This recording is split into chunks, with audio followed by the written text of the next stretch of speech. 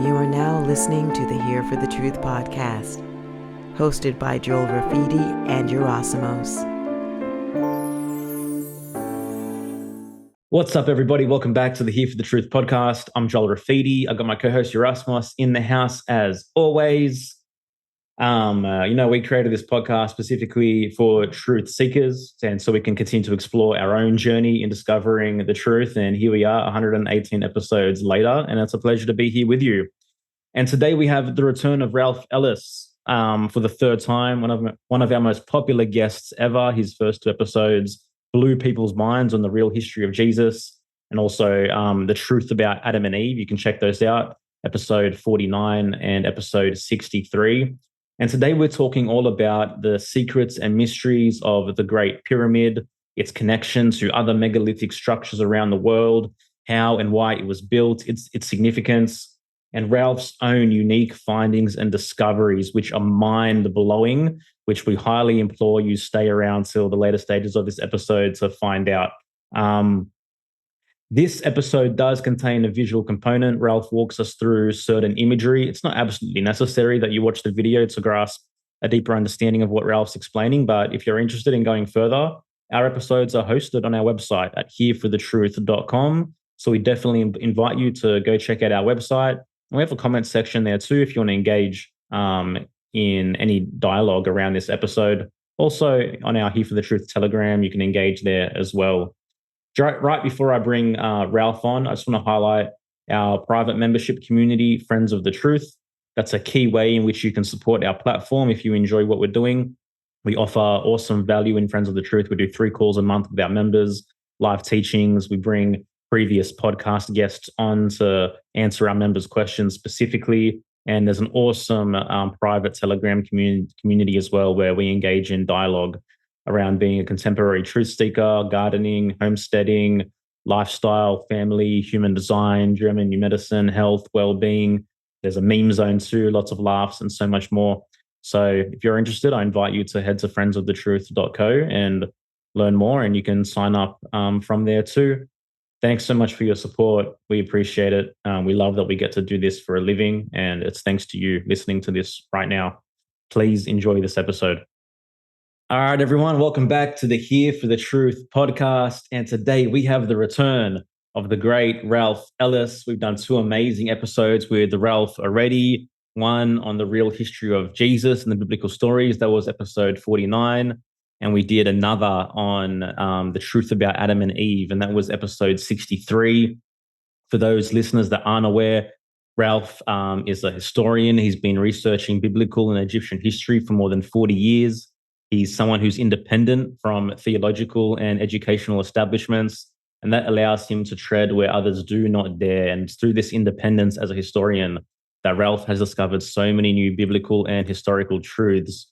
Ralph, welcome back to Here for the Truth. Yeah, good to be back with you again. Yes, I've just changed my pronoun again. I've become pastor this time, just for a change. There you go. It's my preferred pronoun. Pastor Ralph Ellis in the house. Sounds good. Today, Ralph, I think we'll be diving deep a little bit more specifically into the Great Pyramid and the pyramids of Egypt themselves. So I guess for someone approaching this topic from a new lens, looking to discover deeper truths, how do we begin this discussion? Well, I suppose we could look at the Orthodox history of the pyramids just as a brief overview. I'm sure people know most of this, but they were supposed to have been built in the Old Kingdom some 4,500 years ago, roughly. And they're supposed to be built for pharaohs, so they're supposed to be tombs. And right there, we can diverge from the classical history of the pyramids because these were not tombs. No mummy has ever been found in a pyramid. Wow.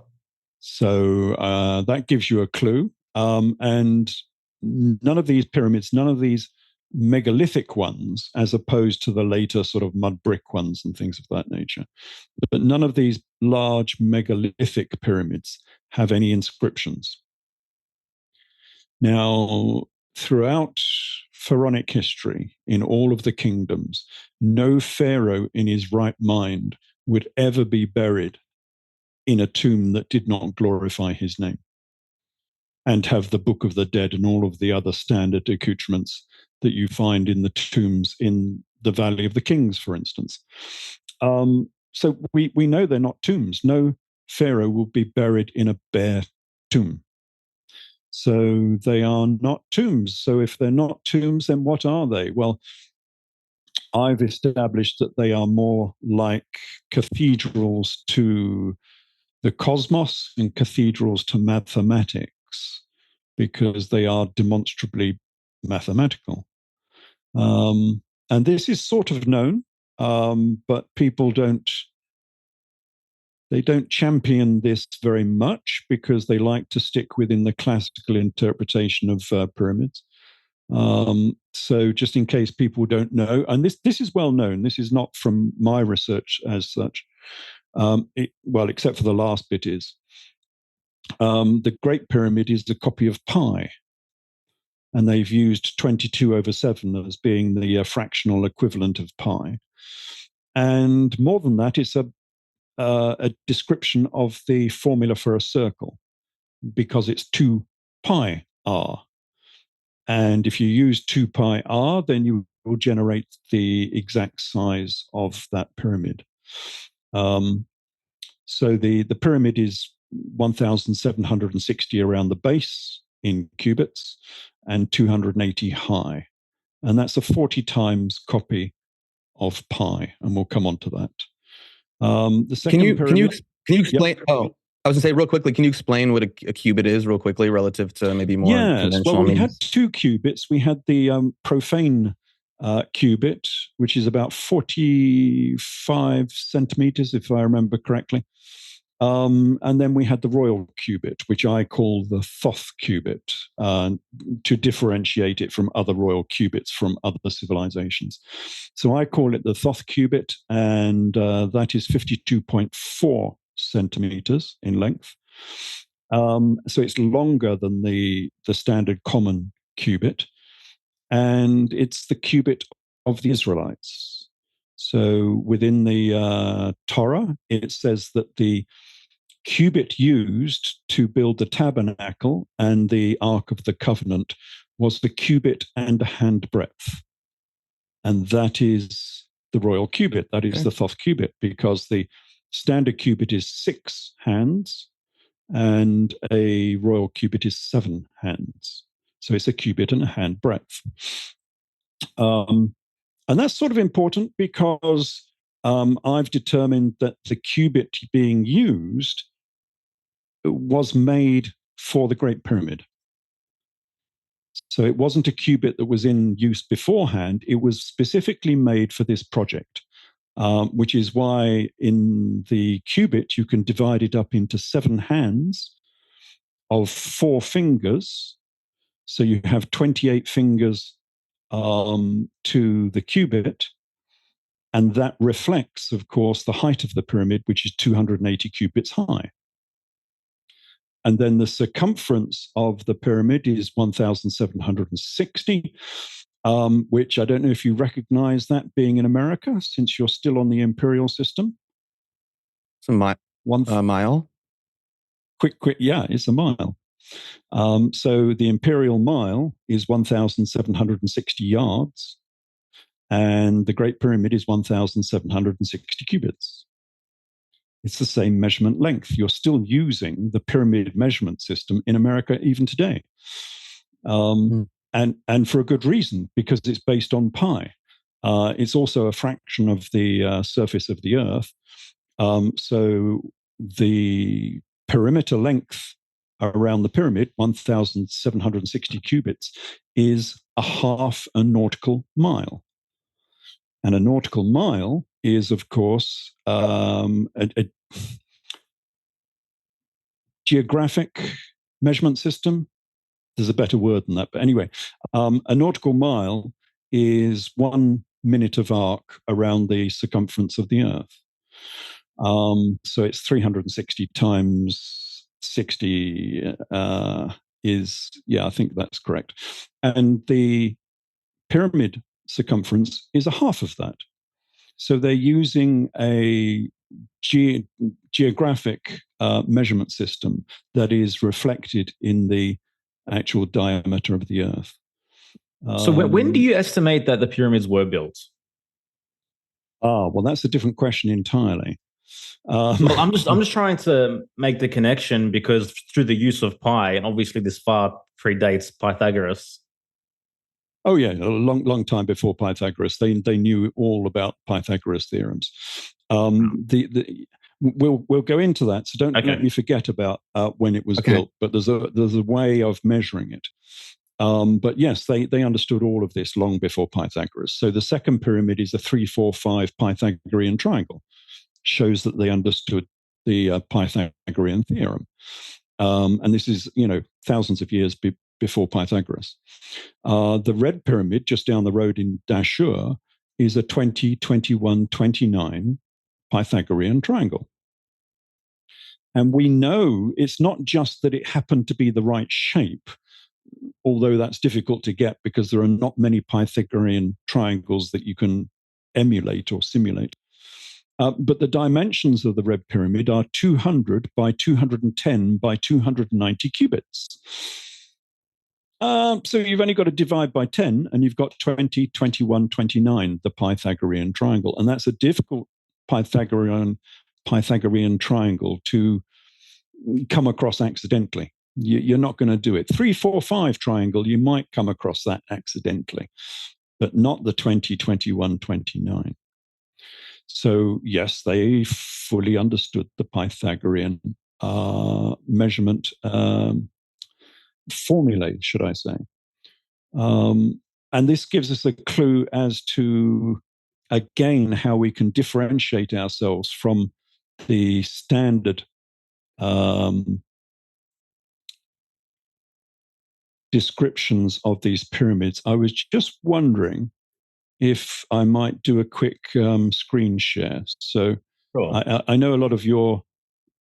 Oh, it's disabled. You should have permission now. Okay. I know a lot of your listeners will not be able to see this, but you'll be able to see it, and then you can describe it if I miss anything out that is pertinent. So that should be a pyramid. Yep. Coming up. That is the bent pyramid. Down at Dashur, it's just south of the Giza Plateau. And you can see it's more or less complete. It's still got a lot of its cladding stones still on. And it's a very large pyramid. It's megalithic, it's huge. But you'll notice it's got two angles. That's why it's known as the bent pyramid.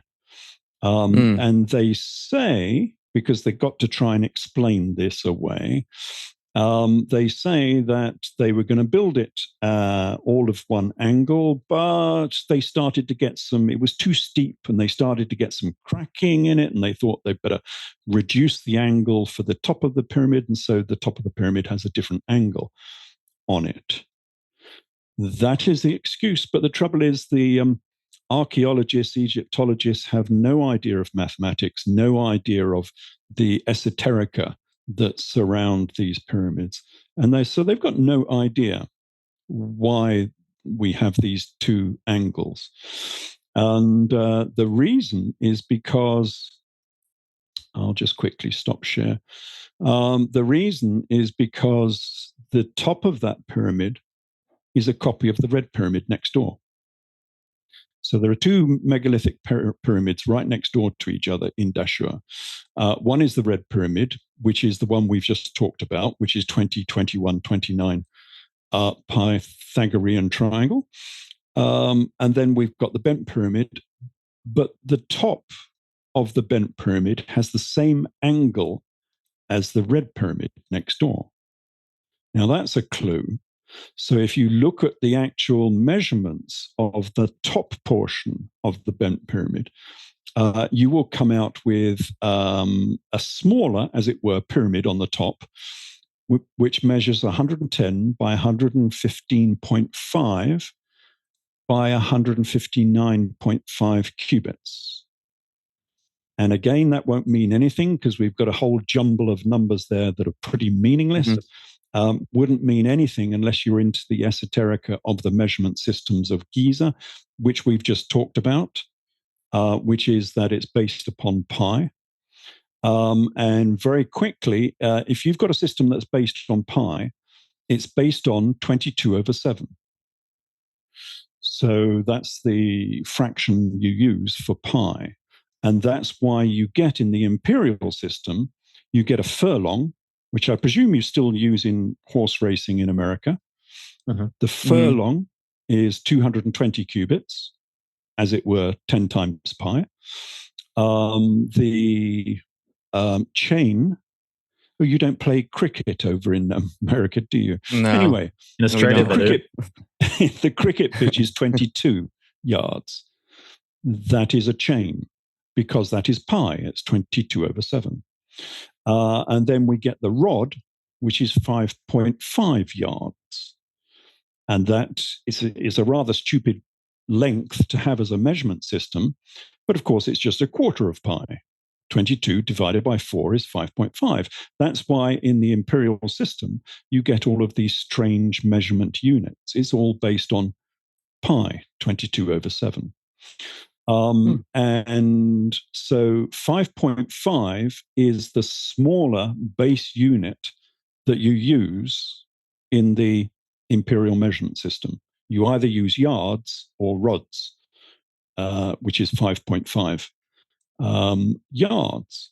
And they did exactly the same on the Giza Plateau. They were using 5.5 cubits as a measurement system.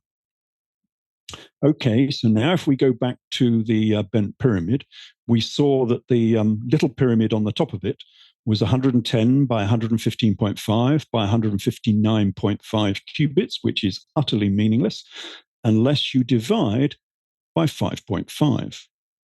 And then you get 20, 21, 29. The Pythagorean triangle. So what they've done with the bent pyramid is they've got a miniature copy of the red pyramid sitting on top of the bent pyramid. So there was no problem with the construction of this pyramid. It wasn't cracking. It wasn't a change of heart. They didn't change the plans. It's got a smaller copy of the red pyramid sitting on top of the bent pyramid. This was all one big building project, which was, pre-planned at the very, very beginning. And the ratio between the red pyramid and the little cap, as it were, on the top of the bent pyramid is 10 to 5.5. Because 5.5 is the standard. Yep. And the reason for this is that these other, archaeologists, et cetera, they're just using the wrong measurement systems. So they can't come to these conclusions. Always. I mean, they measure it in feet.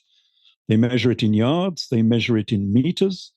You cannot see any of these coincidences if you measure these pyramids in the wrong units. You've got to be using the units that the original designer designed these pyramids with, which is the cubit system and the hand and the finger system. Then you can see the nice round whole numbers that come out of these measurements. And I think I'm pretty much one of the first people to have ever done this, because I've read a load of books about Egypt, and forever and a day they're using imperial or metric measurements, and you cannot see what the designer was doing if you use those units. So yeah, there is a big divergence from classical Egyptology, that these were most definitely mathematical pyramids. The designer was encoding math because mathematics is the universal language. Mathematics is the same anywhere on Earth, anywhere in the galaxy, anywhere in the entire universe. And so if you send those numbers out, for instance, in a radio signal or something like that, then anyone across the whole universe will recognize those particular numbers. Because mathematics is, well, as far as we are aware, mathematics never changes from galaxy to galaxy. It's the universal language. So you can talk down the centuries if you use mathematics. Languages might change. Accents will change, but mathematics will always stay true to its original form. So the designer is giving you a sense that there is more to be found in these monuments. The designer is saying, come look within, because I hold secrets. You found a couple of secrets, but there's bound to be more inside. And that was the whole goal of these. Only because you've touched on it so many times. Who is this designer? Ah, yes. Well, we don't know. You might have to go to 2001: A Space Odyssey to find that. We'll talk maybe about that at the end, because we do find some interesting findings at the end of this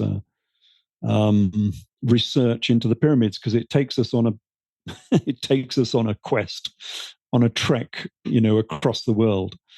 Because the other thing these pyramids are they're cosmic. They're looking out to the cosmos. They're giving us dates. They're giving us seasons and dates of the year, and millennia through the processional cycle, which we will talk about. So that is all encoded in these pyramids. And I also think that these pyramids are maps, and we'll come on to that as well, that they are megalithic maps, I call them. And the book that this comes from, I called the Megalithic Map series. So that consists of Thoth, Architect of the Universe. That was the first book, which was 1996, I think, something like that. And then the second one, the follow-up to that, was K2, Quest of the Gods. And then I went on to doing all of my theological research. So these are the two of the first books I ever wrote. And they've stood the test of time, because no one's been able to poke any holes in them. So, it's good, solid data. I'm not quoting other people again. That's not how I do my research. I don't quote. I've still not read many of these classical names that people always quote regarding the pyramids. I just went back to original sources, Egyptian sources, biblical sources, and the measurements themselves. And from that, I devised all of my little theories. So, and it's very unique as well. I don't think anyone has done anything like this before. Nobody has ever pointed out that the circumference of the Great Pyramid is the same as the Imperial Mile. I mean, it's such a basic and obvious thing, but I don't think anyone else has ever mentioned that. So that is definitely a first.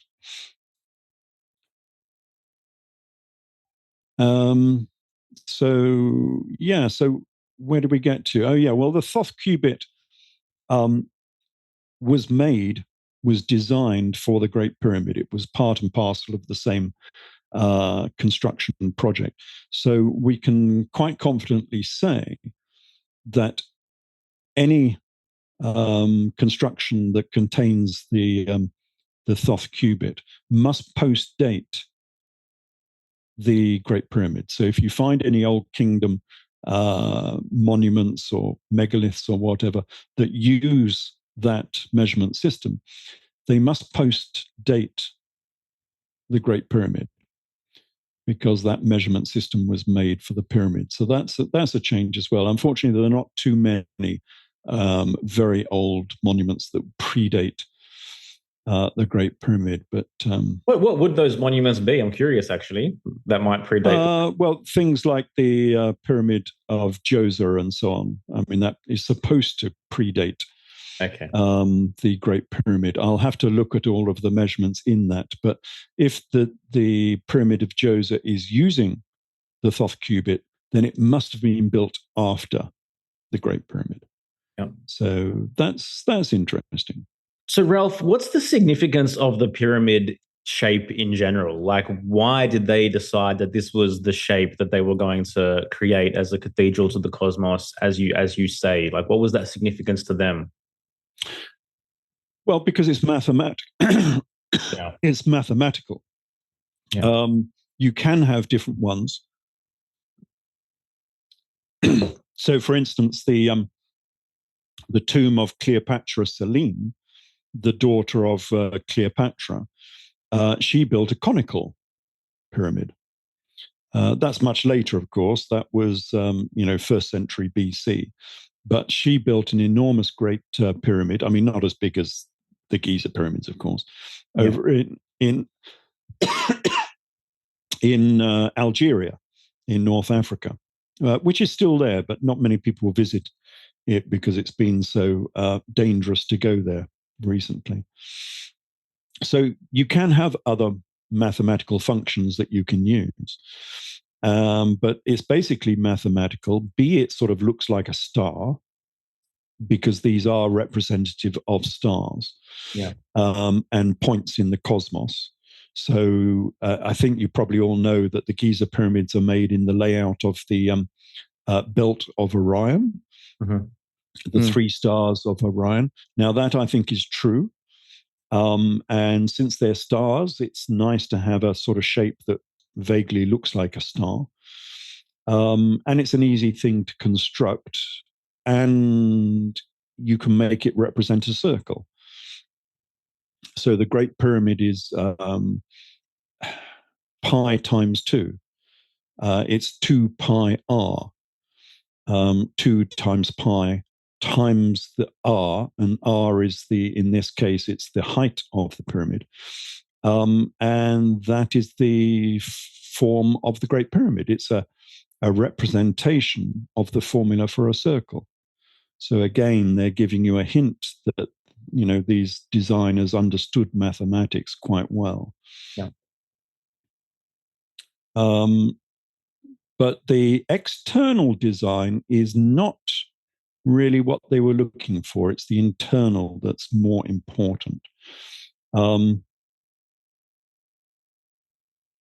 I suppose just before we get on to that, there is the importance of the pyramids throughout history, which nobody has really looked into much. And I'm not sure if we did this on our Old Testament talk at all. But you've got these enormous great pyramids, which are, the wonders of the ancient world. In ancient times, these would have been the wonders of the world. So you've got to ask yourself, why is there not very many mentions of these pyramids? And coincident with that, you've got to wonder why the Israelites managed to lose their sacred mountain. I mean, how could they lose Mount Sinai? This was a highly literate people who understood their history and wrote everything down, and yet they don't know where their sacred mountain is. I don't think that's true. I think they know exactly where their mountain is. And you can find it quite easily just by looking at the attributes of Mount Sinai. So Sinai was on the edge of a desert. It was the tallest mountain in the region. It was small enough to cordon off because you weren't allowed to touch it. It was sacred. It was very sharp and difficult to climb. So it was obviously a very steep mountain. But you could go up the side of it because there was a cave inside. You could go up the side as Moses did, and you could go down a tunnel inside it because God lived in the center of this mountain. And more importantly, at the bottom of this mountain, there was a black pavement that looked like the night sky. And, well, you've got to ask sort of, what was that? Well, it's pretty obvious, really. If you've got a broad mind, it's fairly obvious what they're trying to describe. And they're trying to describe this, the Great Pyramid. So Mount Sinai is the Great Pyramid of Egypt, because as we were talking about before in the Old Testament talk, that these people were important people, pharaohs and aristocrats from Egypt. And so their sacred mountain was the Great Pyramid, because the Great Pyramid is the tallest mountain pyramid in Egypt. It is small enough to cordon off. You could very easily put a rope around the bottom of it. It is sharp and difficult to climb.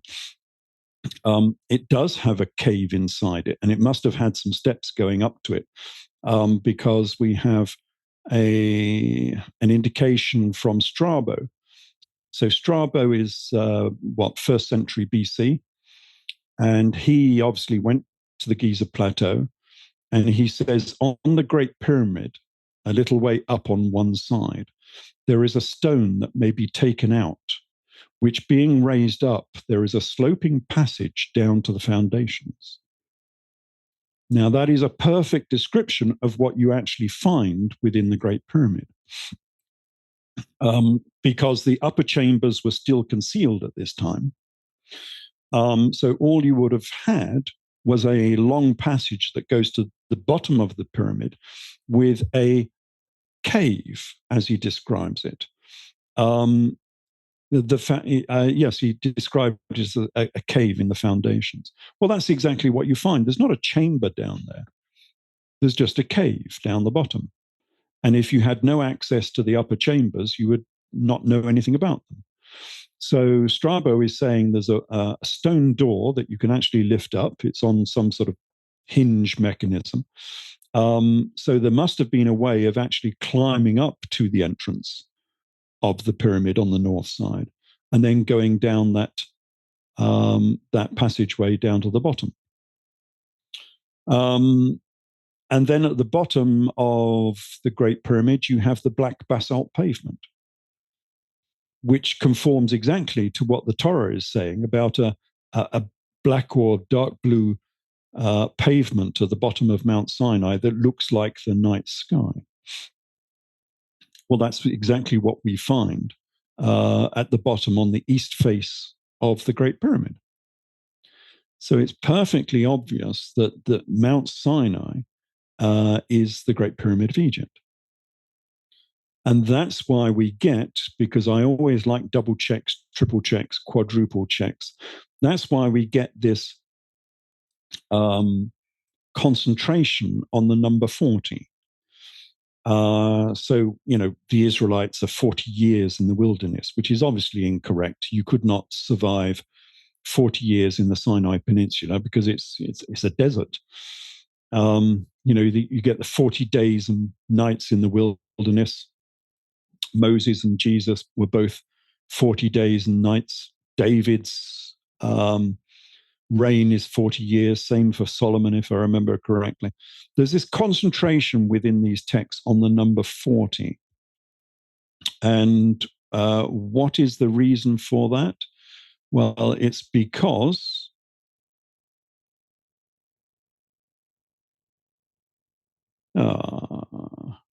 I was just looking for an image, but it didn't come out.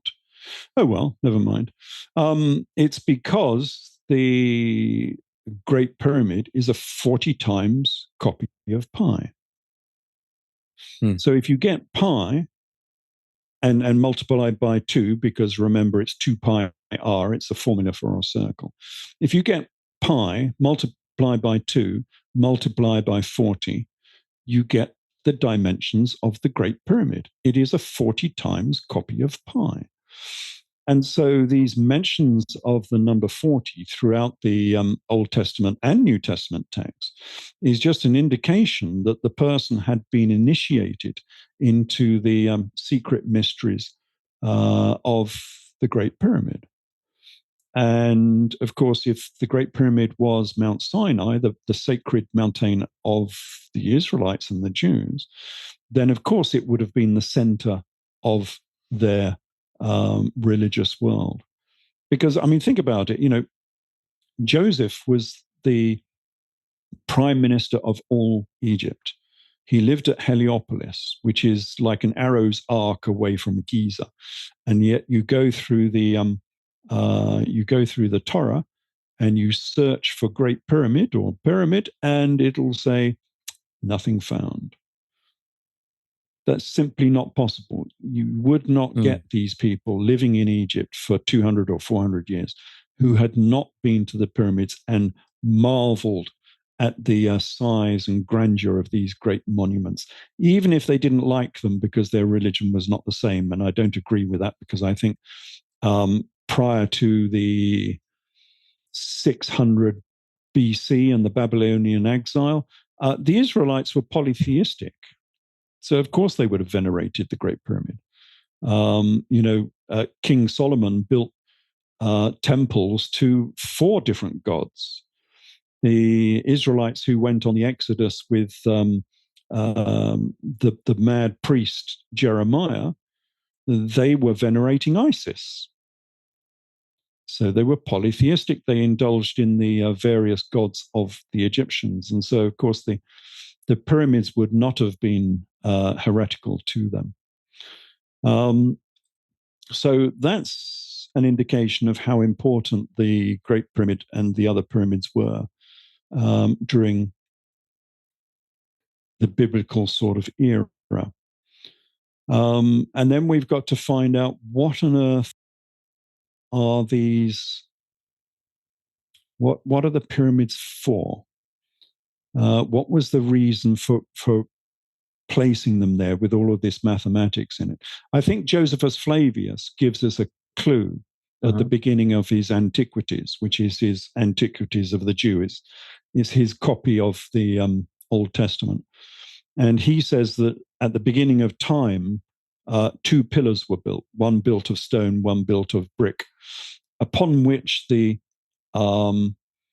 knowledge of the world was inscribed.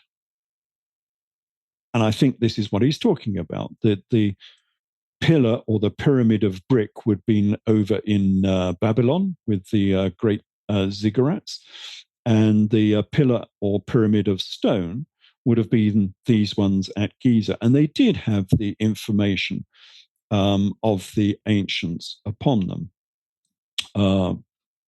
They had they had mathematics, they had cosmology, and I think they had cartography there as well, which we will look about in a minute. So what else can we look at before we go on to that? Well, we can be sure that people have been interested in this throughout history. One of the first people to measure the pyramid and decipher the cubit length as the royal cubit, the Thoth cubit, was Sir Isaac Newton. So he wrote, of course, this is back in the 18th century, he wrote the dissertation upon the sacred cubit of the Jews. Note the interest in metrology again. The cubit length was interesting to people because if you read the Old Testament, it's full of metrology, the exact dimensions of the Ark of the Covenant, the exact dimensions of the tabernacle. It's all very important. And Newton obviously realized this, and they realized the mathematical significance of this. And so he wrote this fairly complex dissertation upon the sacred cubit of the Jews, which he based upon the Great Pyramid. Because the Great Pyramid was available at that time, and he was the first person to realize that the king's chamber was actually 10 by 20 cubits.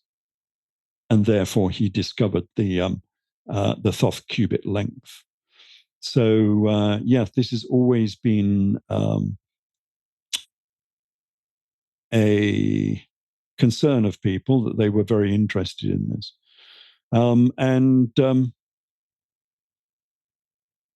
Then we get the discovery of the upper chambers, because remember, the upper chambers were concealed. So nobody knew there were upper chambers. Now, I don't think this is so much, people will say it's because they want to conceal the burial of the pharaoh, and therefore the upper chambers were concealed. I think it's because actually that this is a quest. And you've got to go on a quest. You've got to go and search for this information. It's not readily available. No one has scribed on the outside of the pyramid, E equals MC squared or something. There is nothing obvious on the outside of the pyramid. You've got to go and look for this. And one of the ways they did this, and we've got several of these pointers, is by concealing the upper chambers. But you've got to be able to find them. Otherwise, the whole quest is meaningless. If it's so difficult that no one ever finds it, then it's worthless. There's no point making this quest in the first place. So what they did is outside the pyramid on the plateau, there is a shaft that goes down in exactly the same fashion as the Great Pyramid shaft inside the pyramid. And someone might look at this at some point, and they did, I think. And that person was Caliph al-Mamun back in the Muslim era, and decide that, well, that looks actually rather like the passageway inside the pyramid. But the difference is that in the what they call the trial passage nowadays, there is a passage that goes upwards. So it branches, and there's a passage that goes upwards. Well, if you measure down the trial passage, which I did this work with Mark, can't remember his surname for a minute. If you measure down the trial passage, which we call the guide passage, until you get to this join in two passageways, if you do that inside the Great Pyramid, and maybe you tap along the roof a little bit, you will find that it's hollow. And if you break the stone in the roof, you might find that there is another passageway there, which they did. And this is the ascending passage that goes up towards the king's and the queen's chamber. And so somebody, and we think this was, as I say, Caliph al-Mamun, which is, I'm just trying to remember his era. I think he's 1,200 years ago. I think he's about 8 or 900 AD.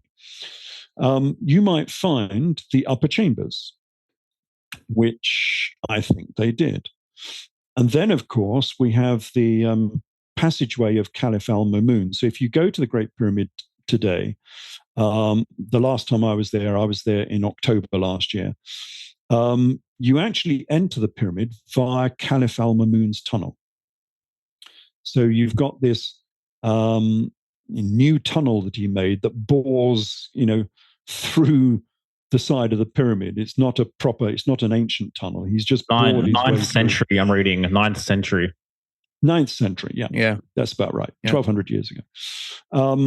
And that tunnel will take you into the passageways in the pyramid. And it's always been said that Caliph al-Mamun could not find the entrance, and therefore he bored this tunnel through the side of the pyramid. We never thought that was true because it's absurd. The tunnel itself is too accurate. Well, no, before that, the original entrance was always open. So it was known about. We know that because Strabo tells us about it. So the original entrance, which is just above the Caliph al-Mamun entrance, was always open. And even if it wasn't open in the Muslim era, that entrance would have been scuffed and marked with thousands of years of people going up to that entrance and going into it. It would have been obvious, just as it's perfectly obvious if you look at the third pyramid. The entrance passageway for the third pyramid is perfectly obvious exactly where it is because it's cut around it so you can see it. So the original entrance was always known about. So why was Caliph al-Mamun thrusting this new tunnel into the side of the pyramid? Well, the problem with the Caliph al-Mamun tunnel is it's too accurate. It goes straight to the join between the descending passage and the ascending passage. That is too much of a coincidence. Can't have happened like that. So we developed this idea that passageway was not made for Caliph al-Mamun to go into the pyramid. It was made for Caliph al-Mamun to come out of the pyramid. The reason being, they must have had something that was too big to get around the join between the descending passage and the ascending passage, which is quite an acute angle. They couldn't get whatever it is around that join. And the only way to get this booty, whatever it was, out of the pyramid was to force a tunnel out of the side of the pyramid. Question is, what did they find? It could have been something like a stone sarcophagus or something. The Queen's chamber is bare. There could have been a sarcophagus in there. It could have been something like the lid of the sarcophagus that's in the King's chamber. Now, they couldn't get the sarcophagus out because it's too big to go out of the entrance door to the King's chamber. But they could have taken the lid out if they had really wanted the lid. Or it could have been some other artifact that they found inside that they didn't want to break up into pieces and take it out of the descending and ascending passage. Ralph, just quickly, if they did find a sarcophagus in there, would that have made it a tomb, the pyramid, or no? What's up, everybody? Hope you're enjoying this episode. Just want to intervene real quick to shout out some amazing members of our Friends of the Truth community. Shout out to Anita, Mila, Sarah, Carmen, Ishan. We're so grateful for your participation in our community and just excited for how things develop. For anyone that's listening that's interested in supporting our work on a deeper level, we offer awesome value inside Friends of the Truth, and you can learn more at friendsofthetruth.co. Thanks for listening. Please enjoy the rest of this episode. No, because these sarcophagi were ritual. Okay. It's the same as any cathedral or church within Christianity. The central item in every church or cathedral is our sarcophagus, an empty sarcophagus. Oh, it's empty. We call them the altar. The altar is an empty sarcophagus. Mm-hmm. And of course, it represents the empty tomb of Jesus. That's what it's representative of. Well, same in the ancient world, that we had these mystery religions, which were resurrection religions, like modern Masonry. If you go through the third degree in Masonry, you die, you are put into a shallow grave, and you are born again, as it were, 3 days later. You're brought back to life. Well, that was a part and parcel of these mystery schools. And of course, it happens to be that the King's Chamber is the ideal Masonic temple. Because a Masonic temple is supposed to be a 2x1 sized temple.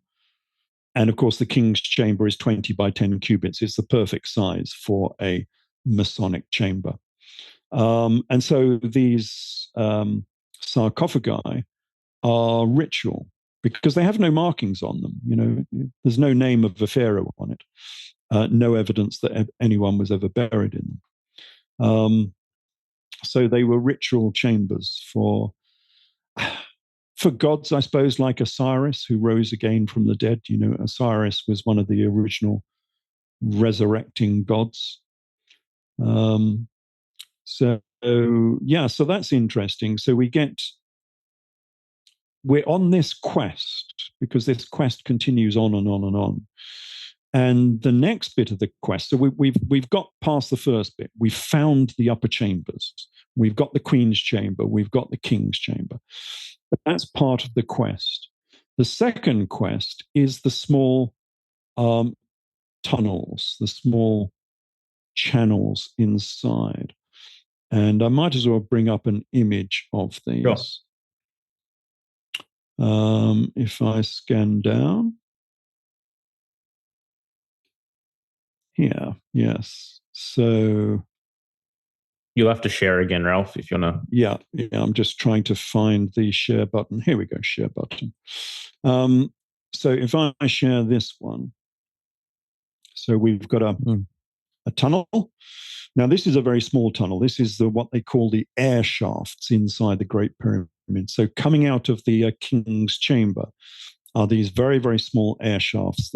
In inch terms, they're probably about 8 inches by 10 inches or something. So they're quite small. You certainly cannot go down them. Oh, wow. You could send a rat up it, maybe.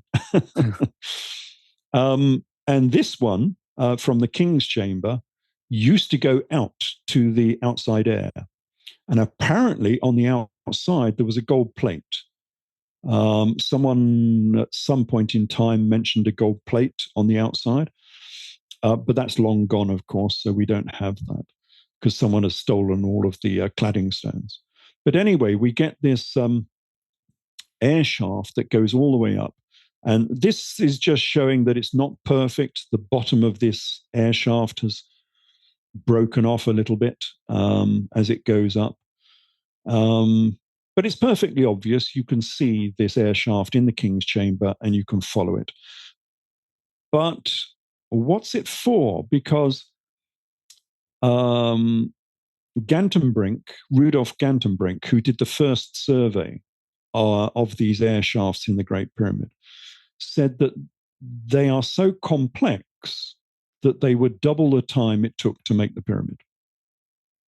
Because if we have a look at what the shaft looks like, oh, that's a bit small. Let's make that bigger. So for people who can't see this, we've got some stones showing how the air shaft was made. So you've got a sloping block underneath, and then a block on top, which has the shape of the air shaft in it, carved into it, placed on top. You have to imagine a partner to this top stone to make a square underneath. Yep. Now, the problem with that is you've got this sloping shaft going all the way up at 45 degrees, right to the outside of the pyramid. And that is dangerous. What you've got here is like a train with, 50 or 60 carriages on it on a 45-degree slope. And of course, your train is going to go straight down the tracks, and all of these stones will end up in the king's chamber. That's just a fact of gravity. So what the designer had to do is every, 5 or so of these blocks in the shaft, they had to put a huge, great girdle stone in to surround it, to tie in this shaft into the rest of the pyramid, so the shaft didn't slip down into the chamber below. You see how complicated all of this was to make this stupid little shaft, which is perfectly stupid unless it has some real meaning and function. And of course, we don't know what this function is because it's not an air shaft, as we will see, because we know it's not an air shaft because down in the Queen's chamber, this shaft was never cut through. So it wasn't cut through to the outside, and it wasn't cut through into the chamber. Again, we're back to this quest. Are you clever enough to realize that if there is a shaft in the king's chamber, well, perhaps there might be one in the Queen's chamber as well? So you've got to go along with your with your hammer or whatever and tap along the side of this chamber and see if you can find a shaft in the Queen's chamber. And a very ancient researcher back in the Victorian era that I can't remember his name, but I will in a minute, he did exactly that. And he managed to put a piece of wire into the side of the chamber. And he had found the shaft. I try not to call it an air shaft. He found the shaft in the Queen's chamber. And so they cut it out and found an identical shaft in the Queen's chamber. Well, 2 shafts, one either side. So again, it's a quest. You've got to go searching for this. It's not obvious. You've got to have sufficient understanding that there might be another shaft. And now you've got 4 shafts. Yeah. Why are they known as the King's and Queen's chamber? It's just an appellation. There's no evidence for king or queen whatsoever. Okay. It's just one is slightly bigger and one slightly smaller. Got you. So yeah, that's a recent term that was coined, I think, in the Victorian era. You could call them upper and lower chambers, I think would be better. Yep. And so it was proposed by Robert Beauval that these shafts pointed at stars. Seemed logical, perhaps, but Beauval was wrong, like he was wrong on most things. I think this was about his only real finding, and it turned out to be wrong. So he proposed that these shafts pointed at stars. And so we're looking at a map here of a cross-section, I should say, of the Great Pyramid, with these shafts running up and, as it were, pointing at stars at certain angles. But of course, there are many problems with this idea. Firstly, you cannot look up these shafts because they go horizontal for a meter before going upwards.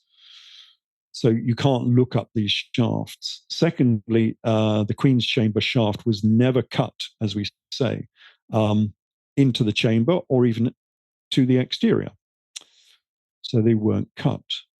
So you could only do this star pointing on a cross-section diagram. You could not do it inside the pyramid.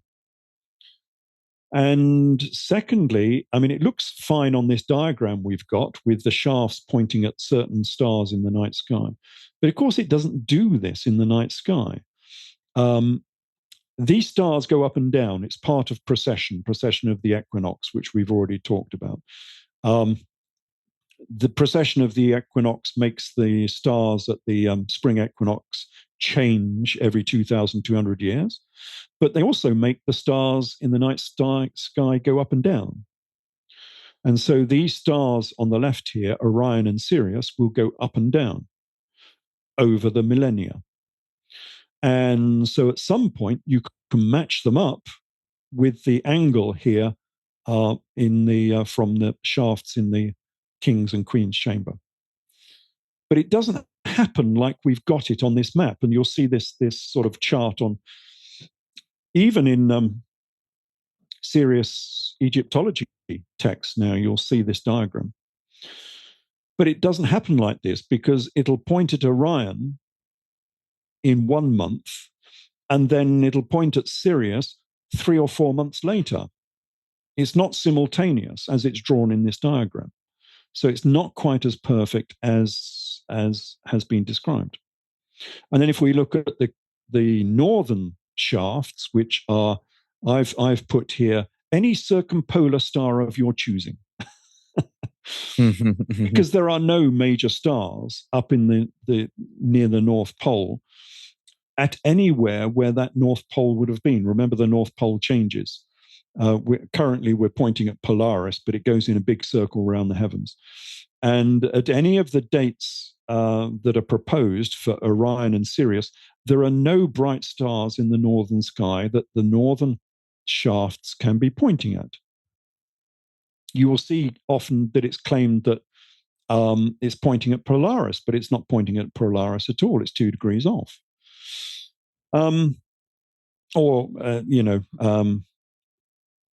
Not necessarily Polaris, but a pole star from 4,500 years ago.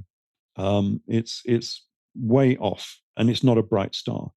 So this star pointing theory just doesn't work. So and there's another good reason for this. If I can stop sharing, perhaps. Yep. There's another good reason for this, in that the shafts themselves are pi again. They're pi numbers. So what do we get? The numbers are, for the King's shaft, we've got 39 and 45 degrees. 39.5 degrees and 45 degrees. And for the Queen's shafts, we've got 39.5 degrees and 32.5 degrees. Now, the difference between those angles, and these angles are quite steady because these shafts are well built. They don't fluctuate up and down. They go very, very nicely from the start of the chamber all the way up to their end at the same angle.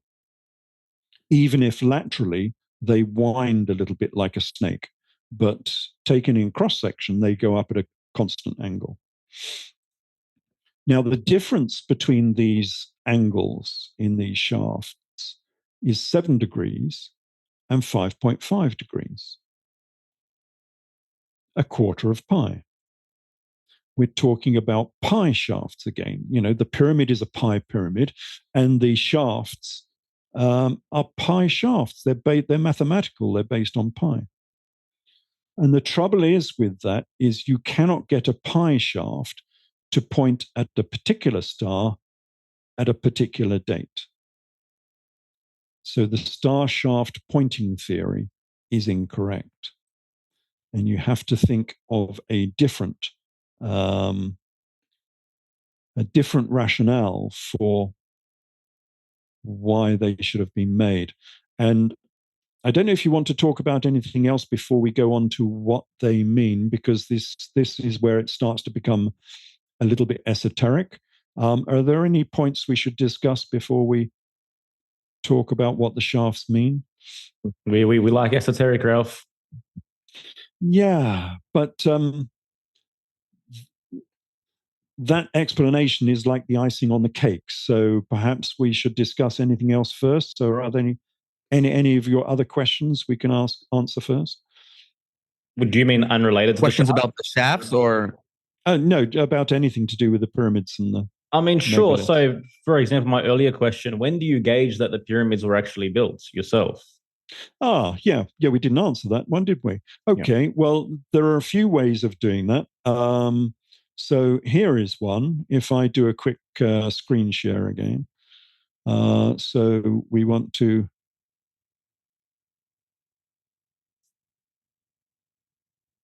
Why is that screen? The page I want is not coming up. Let's try. Let me stop that and do it again.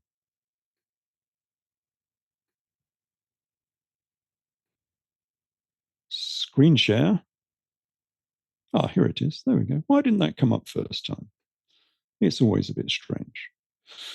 Okay, so here we have the base of the Great Pyramid.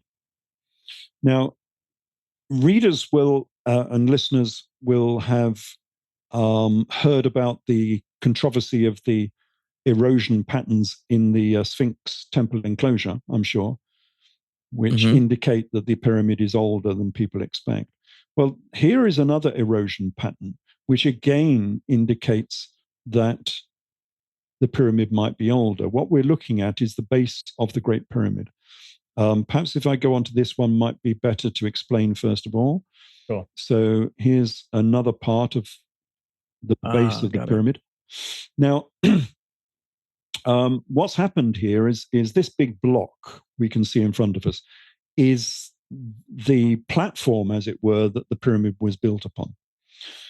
Where the lady is standing there and the blue arrow on the right-hand side, that's where the pyramid used to be before someone stole all of the casing blocks on the outside of it. So in one piece of stone here, we have a piece of this stone which has always been covered by casing blocks until the era of Caliph al-Mamun, which is, call it 1,000 years ago. And the left side has always been eroded, by the wind, the weather, the sun, the feet of pilgrims or whatever. So the left side has always been open to the air and eroded. And you can see it's eroded a lot more, of course. And then on the right, this has only been eroded for 1,000 years. And you can see a considerable difference between the always exposed and the recently exposed stone. And going back to that first picture we had, here again we can see. So the cross-hatching I've put on it is where the casing blocks used to be, the side of the pyramid. And the left side has always been exposed, the right-hand side not. The problem being is the left side is at least 10 times more eroded than the right side. Now, if the right side has only been exposed for 1,000 years, and we presume constant erosion rates, then this would make the Great Pyramid at least 10,000 years old. So that's a good indication, just on erosion rates, that the pyramid might be much older than we expect. Another oddity which we can look at for erosion is the Sphinx. So here is the Sphinx head, and you can see that, it's normally covered with sand. So this is an old picture back from the 19th century, and all you've got is the head of the Sphinx poking out of the sand. And that's, the whole thing is an oddity, really. you can see, especially from this picture, actually, the huge difference in erosion between the head and the body. So the body is heavily eroded and the head is not. That is because the head, and here's another picture of it, the body is eroded, the head is not. You can see how much sand there used to be, how high up the head is. And on that previous 19th century picture, it's all buried completely. Wow. This head is made of the layer 3, I think they call this, of the strata that go through the Giza Plateau. So it's made of a different type of sandstone than level 2 and level 1 below it, which erode much more quickly. And that's why the body is eroded, but the head is not. It's a different it's material. Made of a different type of stone. Okay. Sorry, say again? It's a different material, you're saying? Yeah. But there's a problem with that because this is, another strata that used to sit on top of layer 2. This is layer 3. But how on earth could you find a block of stone, because this is the only block that's around here of this harder stone, in the right place to make the head of the Sphinx? It's said that this is a yardang. A yardang is a lump of stone that's been left over after erosion. You find them a lot in sort of like Monument Valley and so on in America. But what's the chances of finding this piece of stone in just the right position where you can make a Sphinx? Because that Sphinx is built in a very specific location at the end of the causeway from the second pyramid. It's in a special position. It's not just in any old position. So what's the chances of finding a yardang in the right place to make the head of the Sphinx? I don't think that's possible. I think what they must have done is they must have found a block of this layer 3, strata 3, and dragged it into the right position to place it on top of layer 2 to make the head of the Sphinx. The problem with that being that this must have been perhaps one of the biggest stones ever moved in ancient times.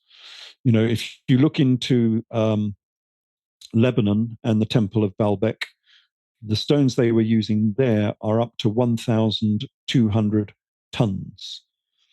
How you move a stone of that nature, I don't really know. But this stone, if they've moved this stone into position to make the head of the Sphinx, this weighs about 2,500 or 3,000 tons before it was cut down to the head of the Sphinx. That is a huge lump of stone to be moving into the right position. And I see no other way of actually doing that.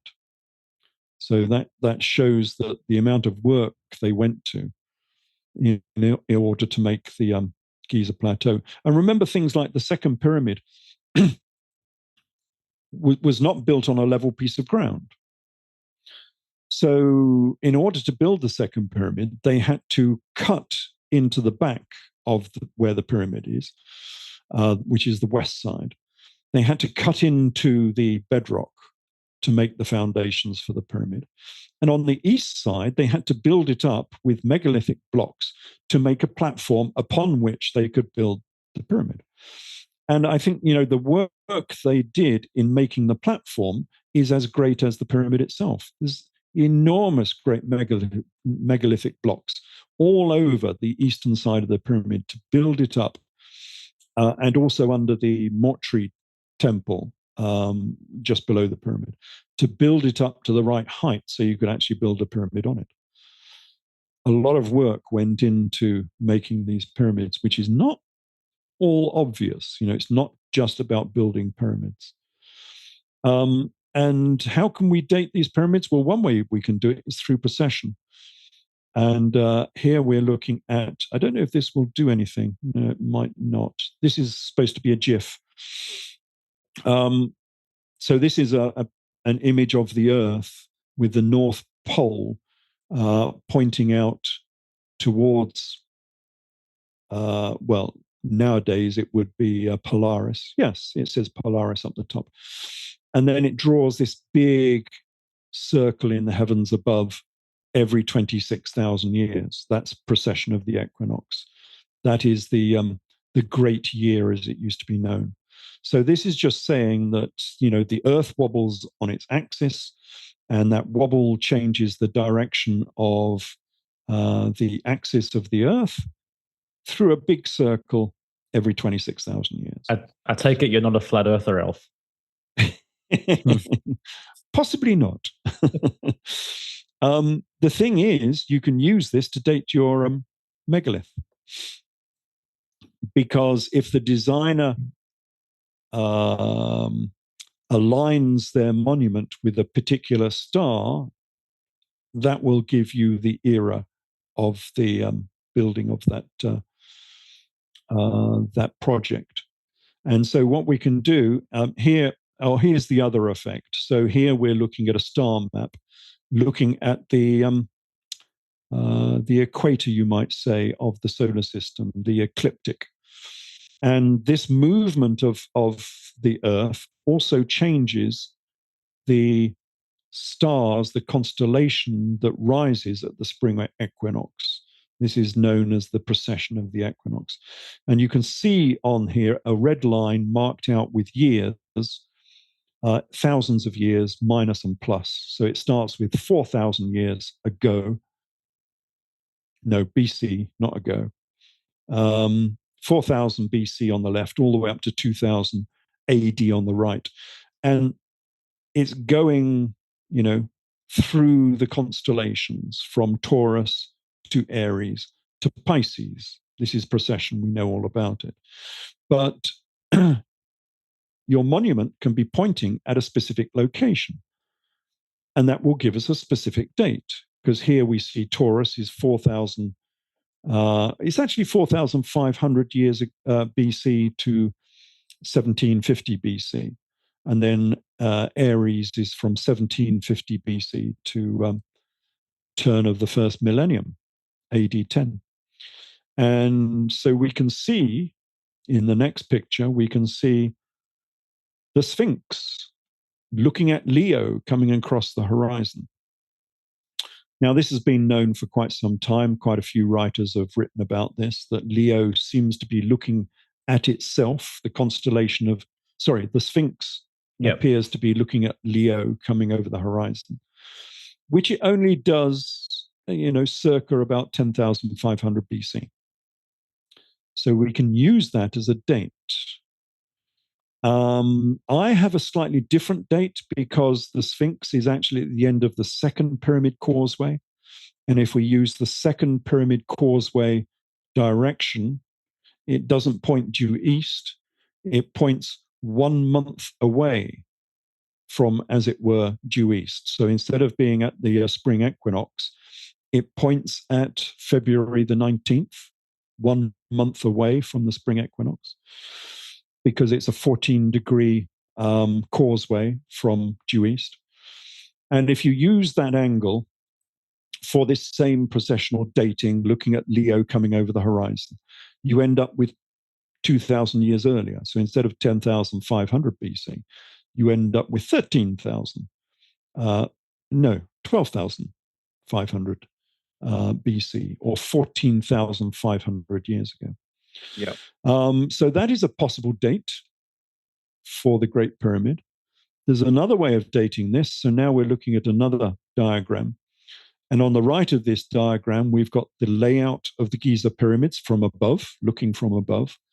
3 pyramids of Giza, running down towards the Red Pyramid at Dashur, and then going on to the Bent Pyramid at Dashur. Now, these are the only megalithic pyramids. There are other pyramids around, but they're all sort of more recent, made of small stones and made of mud bricks. I don't think they are a part of this diagram. So we end up with these 5 megalithic pyramids.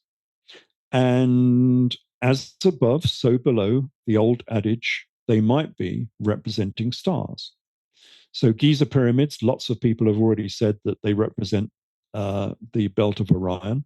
So on the left, we see the belt of Orion, which does indeed look very, very similar. And then running down to the Red Pyramid and Bent Pyramid. Now, I think these are not stars. Other people have said these are stars. I think these are points in space, perhaps. So red pyramid to bent pyramid, I think we're looking at the ecliptic pole and the celestial pole, the axes, the two axes of the great wheels of the cosmos, because they turn like great wheels in the heavens above. And these are the axles of the wheels, what used to be known as King Arthur's cosmic cart, I think it was known, because it looks like the two wheels of a cart rotating in the heavens above. And so on the left, we've got the representation as you might see it on a planisphere. So we've got Orion, belt of Orion, going down to the ecliptic pole and on to the celestial pole. Now, if that is the layout that they were looking at, this will give us a very accurate date, because the position of the celestial pole changes relative to the ecliptic pole. So the celestial pole circles around the ecliptic pole. It actually goes around in a big circle once every 26,000 years, the precession of the equinox. And so the position of these two pyramids down at Dashur might give us a date. And you get the date from the angle. And as you can see, the angle here is 191 degrees. The average is just less than 72 years, and it's 71.6, I think it is. 71.6 years for every degree of movement. And so we come out with 13,600 years ago. Wow. Yeah, so you can use this to date. And actually, when I did this in my talk, it came out with the same date. I'm not sure why I've got a discrepancy there. It came out with the same date as the Sphinx looking at Leo date. Got you. Is there any astrotheological significance of the Sphinx looking at Leo, and obviously the Leo being indicative of, I guess, the solar hero to extent, and like the sun worship culture within Egypt at the time, and this also, I guess, being the origins of, you know, some of the branches of mainstream religion we see today also? I think the reason they chose Leo was because that was the era that they were actually building this project in. So when the builders arrived, whoever the builders were, they arrived in a particular era. Yes. And that was the pattern they saw in the heavens above. So that was the pattern they copied. Yeah. So they copied Leo because it was the age of Leo. Gotcha. And the other oddity with this, if we go on to this, with makes they're just reflecting, because they wanted to record the era of the construction project. You know, that was the whole point of it. Yeah. Because this is a chronological mark. Yeah, I've also heard theories that at that time, according to the Egyptian New Year, the sun was born in Virgo, and this is actually the origins of, you know, being born to the Virgin Mother. The sun being the solar deity, again indicative of, you know, Jesus, etc., was born in Virgo at the time. Hence, being the whole story of being born to the Virgin Mother. Well, this story changed throughout the millennia, of course, because each millennia would be under a different sign of the zodiac. So, you know, if you look at ancient Egypt, they were venerating the Apis bull. Why? Because the Apis bull was the era of Taurus, the great month of Taurus. Alexander the Great and the Hyksos shepherd kings, were venerating sheep and shepherds, Aries, because they were in the age of Aries. Yep. So yes, if someone was observing in the age of Virgo, then they would have had the legends of the Virgin and Virgo. Gotcha. I don't think that's connected with the Giza Plateau, though. That would be a different era and a different legend. Okay. But what we're looking at now is a graph. Because the thing is with these precessional and obliquity patterns is they repeat.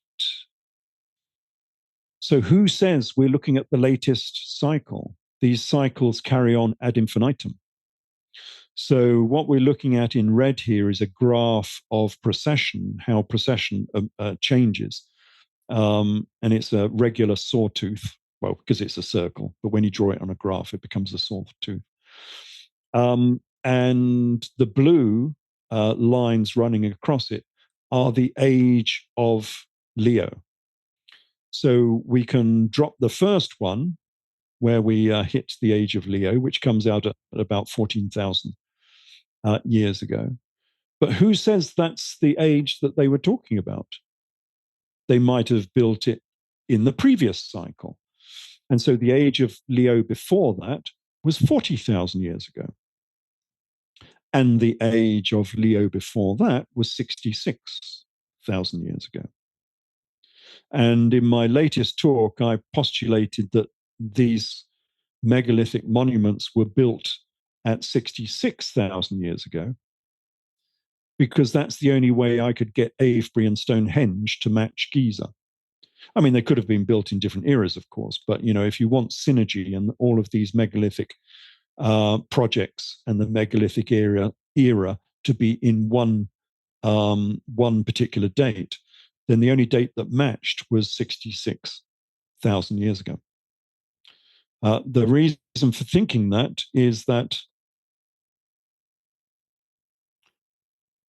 so here's the pattern we get for Avebury. And Avebury is not precessional, it's based on obliquity. Now, obliquity is the tilt angle of the Earth, yes. And so that changes as well. But that has a different cycle. That cycle is 40,000 years old, not 26. A 40,000 year cycle.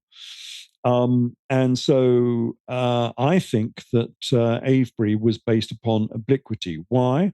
Because what is Avebury? I don't know if you're familiar with Avebury, but it's this big circle, this big megalithic circle, 400 yards across. So it's huge. It's even got a village inside it. It's so big. Created, again, they think, 2000 BC or something of that nature. But I think it's much older, because what does Avebury represent? It's got like an axis. So it's got four quadrants. It's got like gates in the north and south and east and west. So it's got an axis. It's got an equator. It's a circle, huge, great circle. And it leans to the left a bit by about 22 and a half degrees. So what does that represent? I think it represents this. So we're now looking at Avebury from above. So on the left, we've got the plan of Avebury. And you can see it's an enormous great circle with this axis and this equator leaning to the left by 22 and a half degrees. On the right of this same diagram, I've got an image of the Earth, with an axis and an equator, and it leaning to the left at 22 and a half degrees. Wow. I think that Avebury is an image of the Earth written in megalithic architecture on the plains of Wiltshire, which is very esoteric because, of course, nobody within classical archaeology would entertain this, because you're indicating that the designer of Avebury understood the form and shape of the Earth whenever this was built, and could draw that on this henge. And not only that, but with these small circles inside the Avebury henge, these are latitude markers. And these mark the latitude of certain items on the face of the Earth. So this top one has a cove shape in it, which is a copy of Stonehenge, which is next door. It's only just north of here. And around it, there are 26 stones. 2 times 26 is 52, which is the latitude of Stonehenge. So I think that these smaller circles are latitude markers. So not only does the designer know the form and shape of the Earth, but also can measure lines of latitude on the face of that Earth. And they do the same with the southern hemisphere. this is an item in the southern hemisphere. So they even knew physical artifacts down in the southern hemisphere and marked it with the correct line of latitude. Yeah. So, Hey, Ralph, I have a quick question. Sure. On that. And speaking of the designer, there are obviously some theories that people believe advanced civilizations came down and built these megalithic structures. So would that be one possible theory on how they understood the form of the Earth in order to create something as a form of a replica? Or is that just it's virtually the only explanation. You might have seen Graham Hancock's recent show that he did on Netflix, where he comes across the same problem. And the only way he can explain it is say there was a previous technical civilization that's now been wiped off the face of the earth. So that's his explanation for how this can be, because he's found different monuments. He's not talking about the monuments in the same way as I am, but he's found different evidence that shows that there was a technical civilization many, many years ago during the megalithic era. I don't believe Hancock is right. I would back up his right to say so. I do hate these people who mock him for saying this, because they're ignoring the problem. The problem is there are artifacts around the world which are very, very difficult to explain in terms of Neolithic architecture. How do these people, make these monuments with these enormous great megaliths, especially, at Giza, if they're moving the head of the Sphinx, which weighs 2.5 or 3,000 tons? And how do they have this level of knowledge? And we'll have, back at Giza, we'll go back to Giza, we'll have some deep knowledge from Giza as well.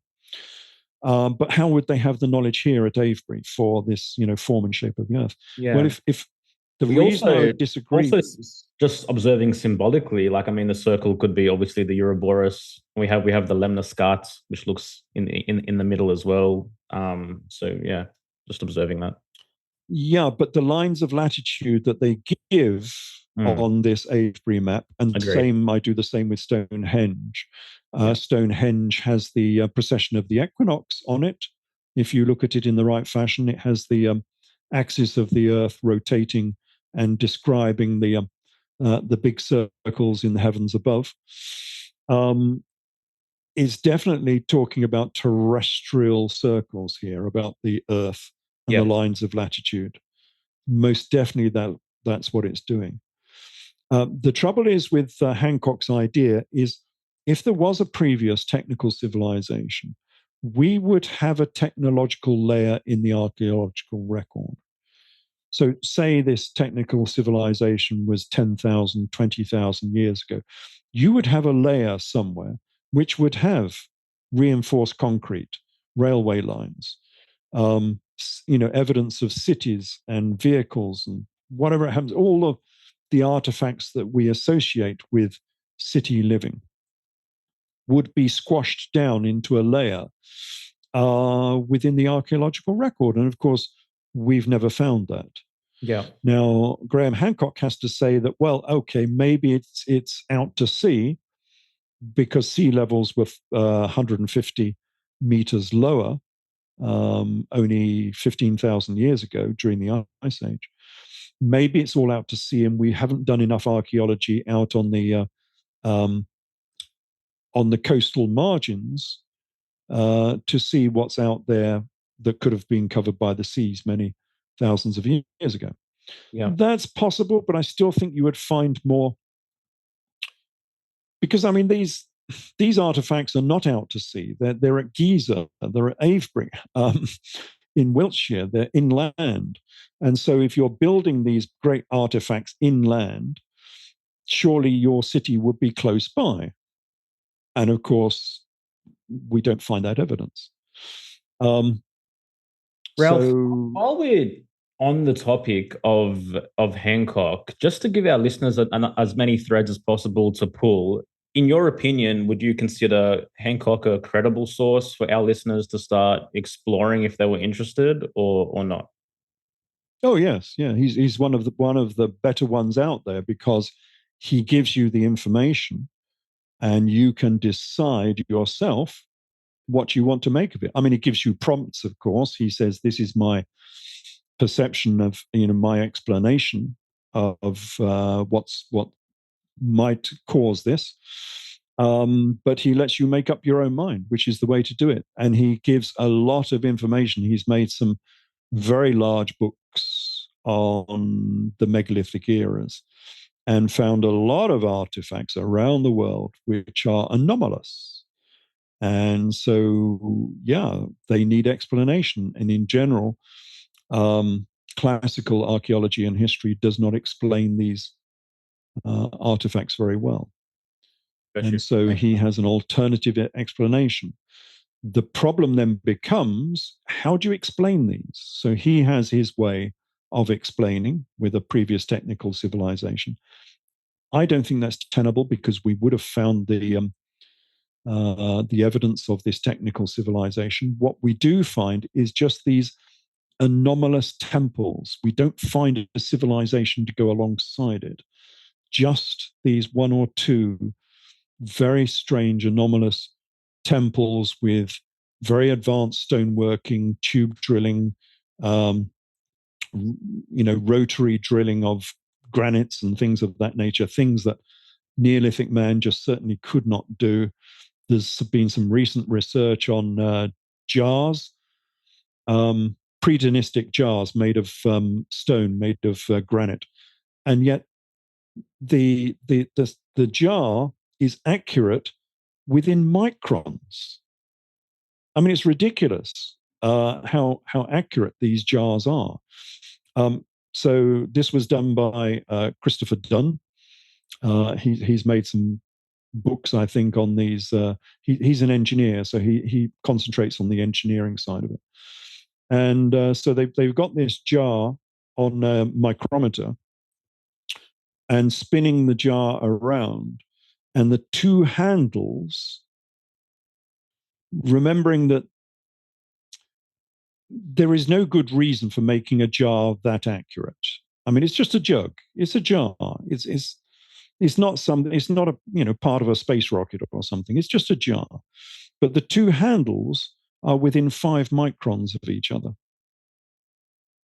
It's just a ridiculous degree of accuracy for something that's as mundane as a stone vessel. So we do have these anomalous artifacts, but we don't have the civilization to go along with it. So the alternative explanation would be a visitation from somewhere else, that someone had because this is the basis of Masonry. A lot of Masonic lodges believe this as well, that there was a sort of 2001 scenario with some assistance being given from elsewhere, and then they disappeared again. And so you would only have one or two anomalous artifacts because that technology was not widespread on the earth at that time. Mm-hmm. So, and we'll come back to that, because we ought to go on our quest, I suppose. I think we've talked enough. Oh, the other thing with the Avebury, just going back to Avebury, the angle of obliquity on Avebury, the tilt angle of the Earth, is 22.5 degrees. Now, that's not the current angle of obliquity. It's 23.4, if I remember correctly, is the current angle. And so there's a difference. And we can check that difference because we know exactly the rate of change of the angle of obliquity. It was calculated by Pierre Lascar in France, and he calculated it back 20 million years. That's how stable it is. Wow. So we can use his data and go back on a graph, and we find that the possible dates for 22.5 degrees are 24,000 years ago, 34,000 years ago, or 66,000 years ago.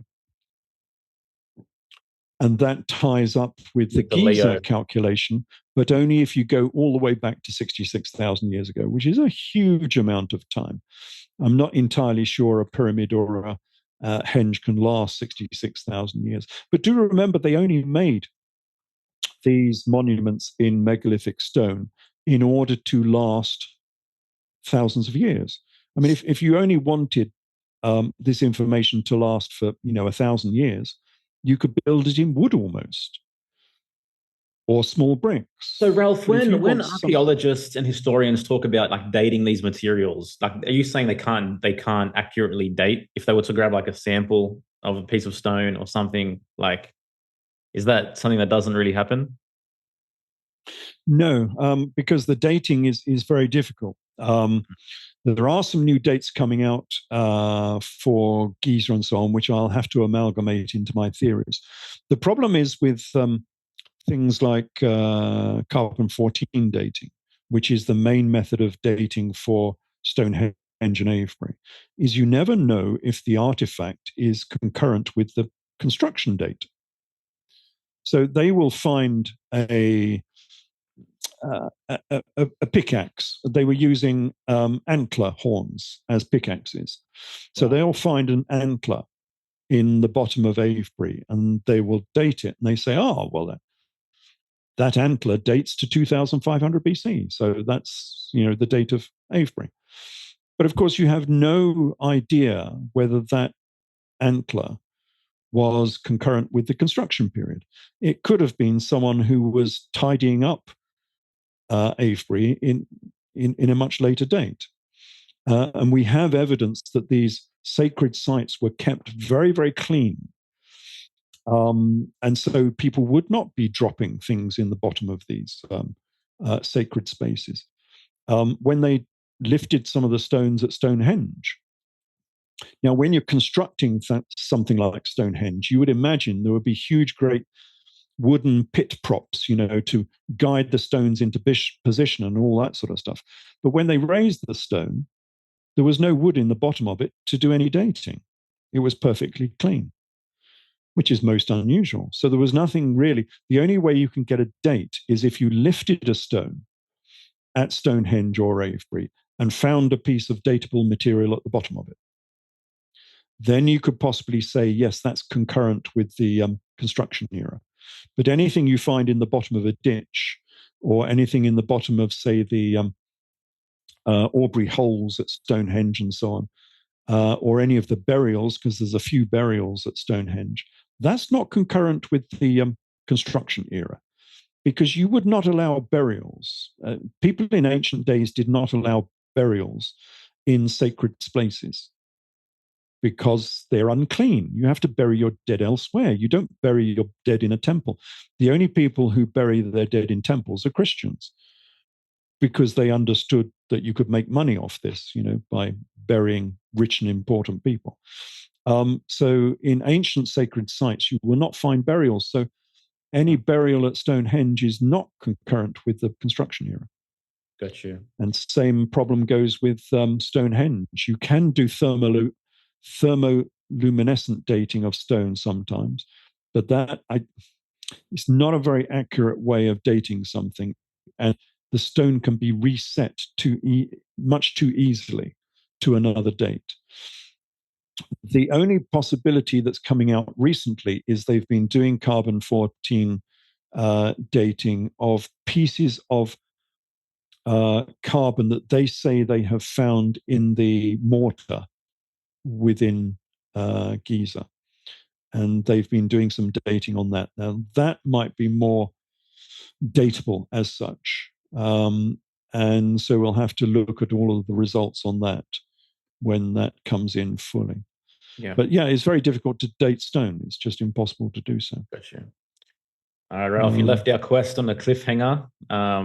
Yes. We were on our quest, weren't we? Yeah, this is where it becomes a little bit esoteric. So that's why I've left it until last. So if I do a share screen again and share that one. What we ended up with inside the Great Pyramid. Oh, no, we need something else before that one. Let's have a look. We've just had a look at Avebury. And Avebury, we said, was an image of the earth. Well, if Avebury can do that, well, surely Giza Plateau can do something much greater. because it's more technical. And the question was, what do these chambers represent? So here we've got a diagram with all of the chambers inside the Great Pyramid. We've got this enormous grand gallery, which nobody has any idea what this enormous passageway is for. I mean, I don't know how big it is, but it's like, 10 meters tall or something. It's vast for no good reason. And then in the King's Chamber, we all have all of these separate ceilings. So we got all these little tiny chambers above the King's Chamber, which perform no function whatsoever. They don't provide any stress relief on the King's Chamber below. You can see that from the Queen's Chamber, which doesn't have any of these extra chambers on top. So we have a pile of stones on top of the King's Chamber, which make no sense whatsoever, and a design which makes no great sense either. And I puzzled over this for quite some time until one of my little diagrams turned itself upside down, and I saw this. So here we have the same diagram upside down. And I just thought to myself, well, that sort of looks like Africa and Asia to me. Bearing in mind, we've already had Avebury as an image of the earth. And so we've got the Grand Gallery as being Asia, and underneath this, we've got an image of Asia. Then the antechamber is the Arabias with the two seas either side. And then the King's Chamber is Africa going down to the bottom. So it's a representation of the continents of the earth. And okay, well, that's not conclusive, but, it sort of looks like it. But if we utilize all of these strange ceilings above the King's Chamber, which are now upside down, we get an image like this. So here's an image of Africa and the Great Pyramid, King's Chamber upside down. And it so happens that all of these strange chamber ceilings, which are nice and perfectly flat, the tops of them are not flat, just the ceiling is flat, match up with the lines of latitude for Africa. Exactly. And so this could be an image of Africa. Avebury is an image of the world. Great Pyramid has an image of Africa stuck in the middle of it. Stylistic, of course, but it sort of looks like Africa. Can we take that any further? I think we possibly can, because we ended up with these star shaft angles, which we've already said are not pointing at stars. So what are they doing? Well, they're pi numbers for starters. We've already established that. So they're not pointing at stars. What else could they mean? We've got 4 angles. What could they represent? Well, what we again found at Avebury is we found lines of latitude. So perhaps these are lines of latitude and longitude. Would sort of make sense. If you've got some angles, you can easily turn them into lines of latitude and longitude. And if so, we can draw them on a map. And so here we've drawn them on a map. And using Giza as the primary meridian, of course, at present we use London, but the Greenwich meridian. But of course, they wouldn't be using Greenwich, they would be using the Giza meridian. And if you measure from Giza and use those angles from the Great Pyramid and draw them on a map, we end up with a huge great triangle on a map, which has the same dimensions as the Great Pyramid itself. Because the Great Pyramid is a pi pyramid, and therefore, because these are pi shafts with pi angles, we've just drawn a pi pyramid, as it were, on our map. And so here's our huge Great Pyramid on this map. And then the question is, where does that point to? Remembering that all of this was in the pre-internet era, it wasn't very easy to get maps. So I managed to get a map of the world. And you find that the big triangle is in northern India, up in the high Himalaya. And so here's the triangle up in the high Himalaya. And then just on a map of the world, a fairly large map of the world at the local library, I realized and discovered that K2, the mountain K2, is at the center of this triangle, which was sort of interesting, worth discovering further. Again, pre internet days. So I had to go to NASA to get a better picture. And NASA had the space shuttle. Yeah, this was space shuttle era. So I bought this image from NASA. And unfortunately, you can't really see much on it. I mean, this went on for ages, because you imagine how long it took applying by post to NASA to get film images. So not on a computer, it actually came back as glossy film images from a camera. And this is the Baltoro Glacier. I don't know if you can see my cursor running up here. We've got a load of mountains, all with snow on the top. And there's a big glacier that runs up through the center of it. And then the glacier turns left. And where it ends, that is K2. But you can't really see anything. It's not really visible. So that didn't make any, that didn't help at all. This is a later image. This comes off Google, but of course I didn't have this at the time. And again, where that little marker is there is K2, and it happens to be in the very center of this triangle, the triangle that we drew on our map from the Giza pyramid coordinates. It doesn't look like the center because this is, I nearly pressed something I shouldn't do there. This triangle, this map is drawn with a Lambert conformal conic projection. And so the north looks bigger than the south. But if you drew this with a on the surface of a spherical Earth, that pointer in the middle, the K2, would be in the center of this triangle. So this difference is only because of the projection of the map. So again, that was interesting. It was worth discovering if there was something about K2 that might be significant. And so the only way I could do this, because I went to Stamford's, which is the largest map shop in Britain, in the whole of Europe, I think it is. And they had nothing that gave any decent imagery of K2 in the region. And so they suggested, why don't I go to China and the Chinese Beijing University, because they do map surveying in China. So I did. So I wrote to them by post, and they said, yeah, we've got a map, cost you $25, which was quite a lot of money in those days. This is back in the 1990s. And I had no way of, how do you transfer money in the 1990s to China? Absolutely impossible. So yeah, I sent dollars. So I packed off some dollars and threw it in an envelope and sent it off to China. Wow. And about a month later, or 6 weeks later, so all of this took, nigh on 6 months to try and find this map.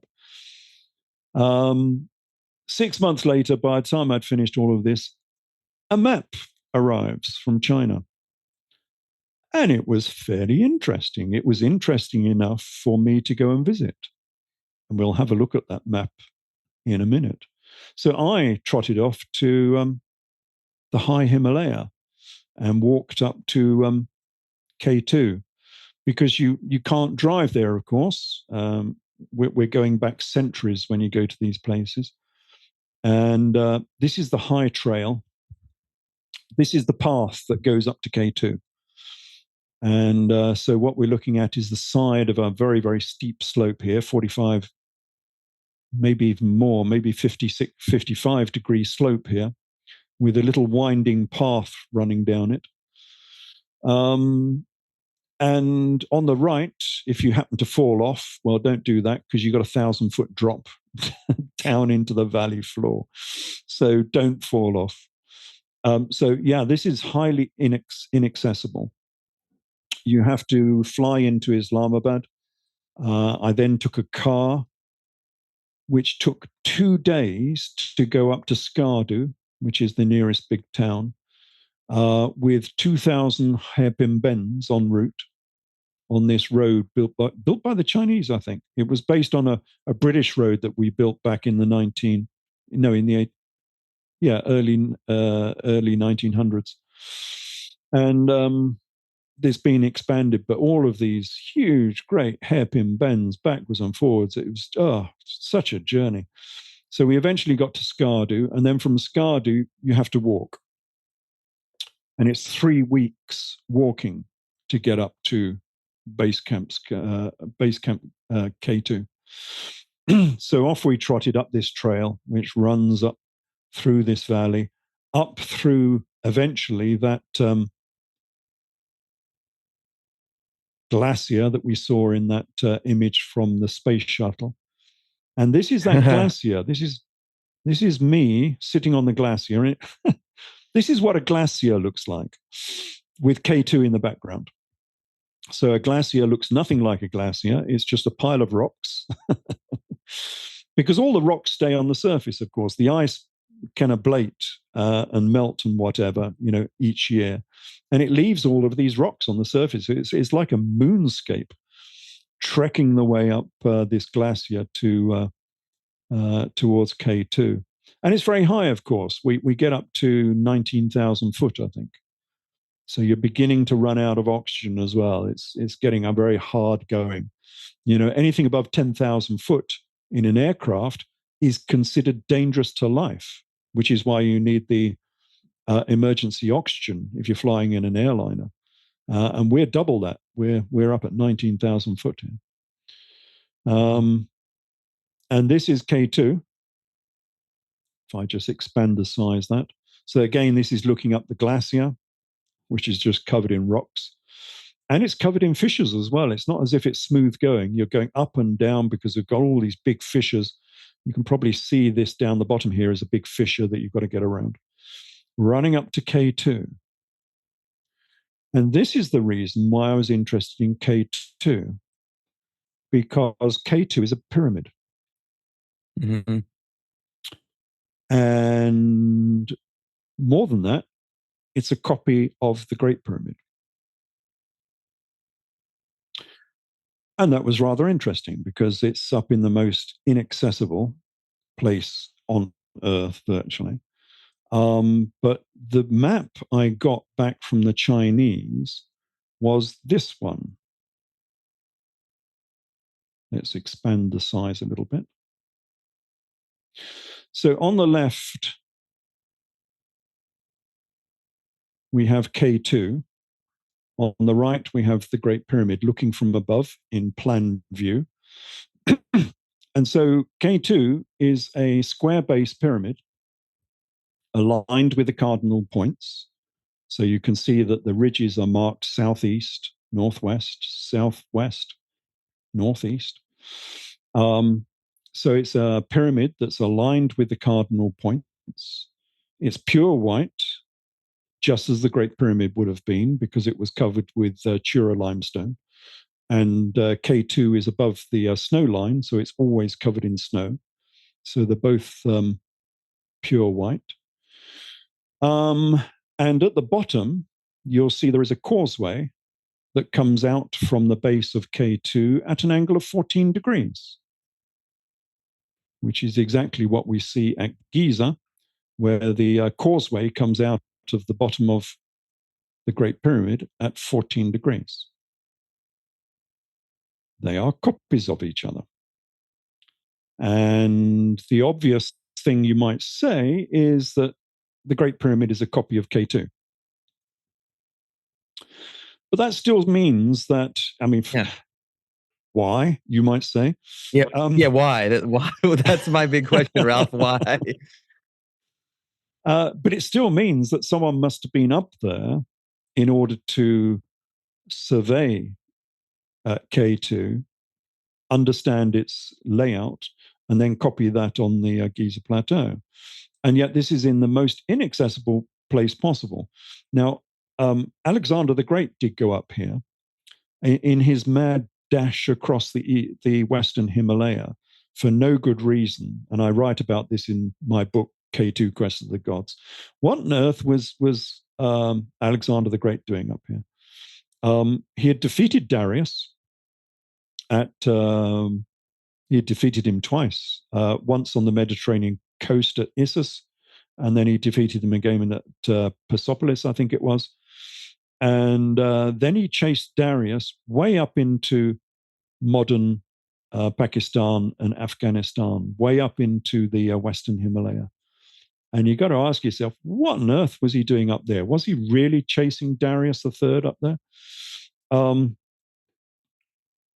If you read the mythology of Alexander, he was interested in sacred mountains. And so he was chasing sacred mountains, looking at every mountain he came across. And remember that Alexander the Great was Pharaoh of Egypt, so he had been initiated into the mysteries of Egypt. He became Pharaoh when he invaded Egypt, and he went to the Siwa Oasis, where they crowned him as Pharaoh of Egypt. So he was well initiated into the mysteries of ancient Egypt. And then he went on his mad dash across Pakistan and Afghanistan, dragging an entire army with him. So he had 30,000 soldiers, plus all of the hangers-on, probably 60,000 people, running across the very barren lands of Afghanistan and nearly losing his entire army on a few occasions before he turned south and went to India and conquered India. What on earth was he doing up here looking for sacred mountains in the Himalaya? I do wonder if he was up here looking for something like this. So I don't know what they know about within Egypt, and obviously we don't know because the library of Alexandria was burnt down in the 3rd century AD. So all of this information went up in smoke, so we've got no idea what the Egyptians really knew about this. But here we have a stunning similarity that defies coincidence, really. That we have two mountains, two pyramids that look almost identical. Thousands of kilometers apart, one way up in the most inaccessible place possible. Because because Alexander got to Skardu, that's where I first started the walk, was at Skardu. Now, Alexander had got to Skardu because that's how it gets his name. Skardu comes from Iskander, which was the name for Alexander up in the east. That's where it gets its name from. But to get to Skardu in those days was impossible. I mean, it was donkey only and walking only up the most inaccessible of valleys to get up there. It was bad enough going by car in the 20th century. But some of his, not the whole army, of course, but some of his advance guard managed to get up as far as Skardu, which is only 3 weeks walking away from K2. So, yeah, why would you want to highlight the position of K2? Don't know. The only possible thing, and I don't know where this tradition comes from, is the tradition of the what do they call it? The Hall of Records. So a central library of knowledge that was supposed to have been buried somewhere on Earth. And nobody knows where that was, where that is. And of course, if you were wanting to bury a Hall of Records, you wouldn't want it where it could be discovered accidentally, by someone digging a drainage ditch for a latrine or something. You would want it in a fairly remote location where it would not be discovered unless someone actually knew where to go to. So this would be a perfect place for that. Again, that's highly esoteric because we don't really know where this tradition of the Hall of Records came from.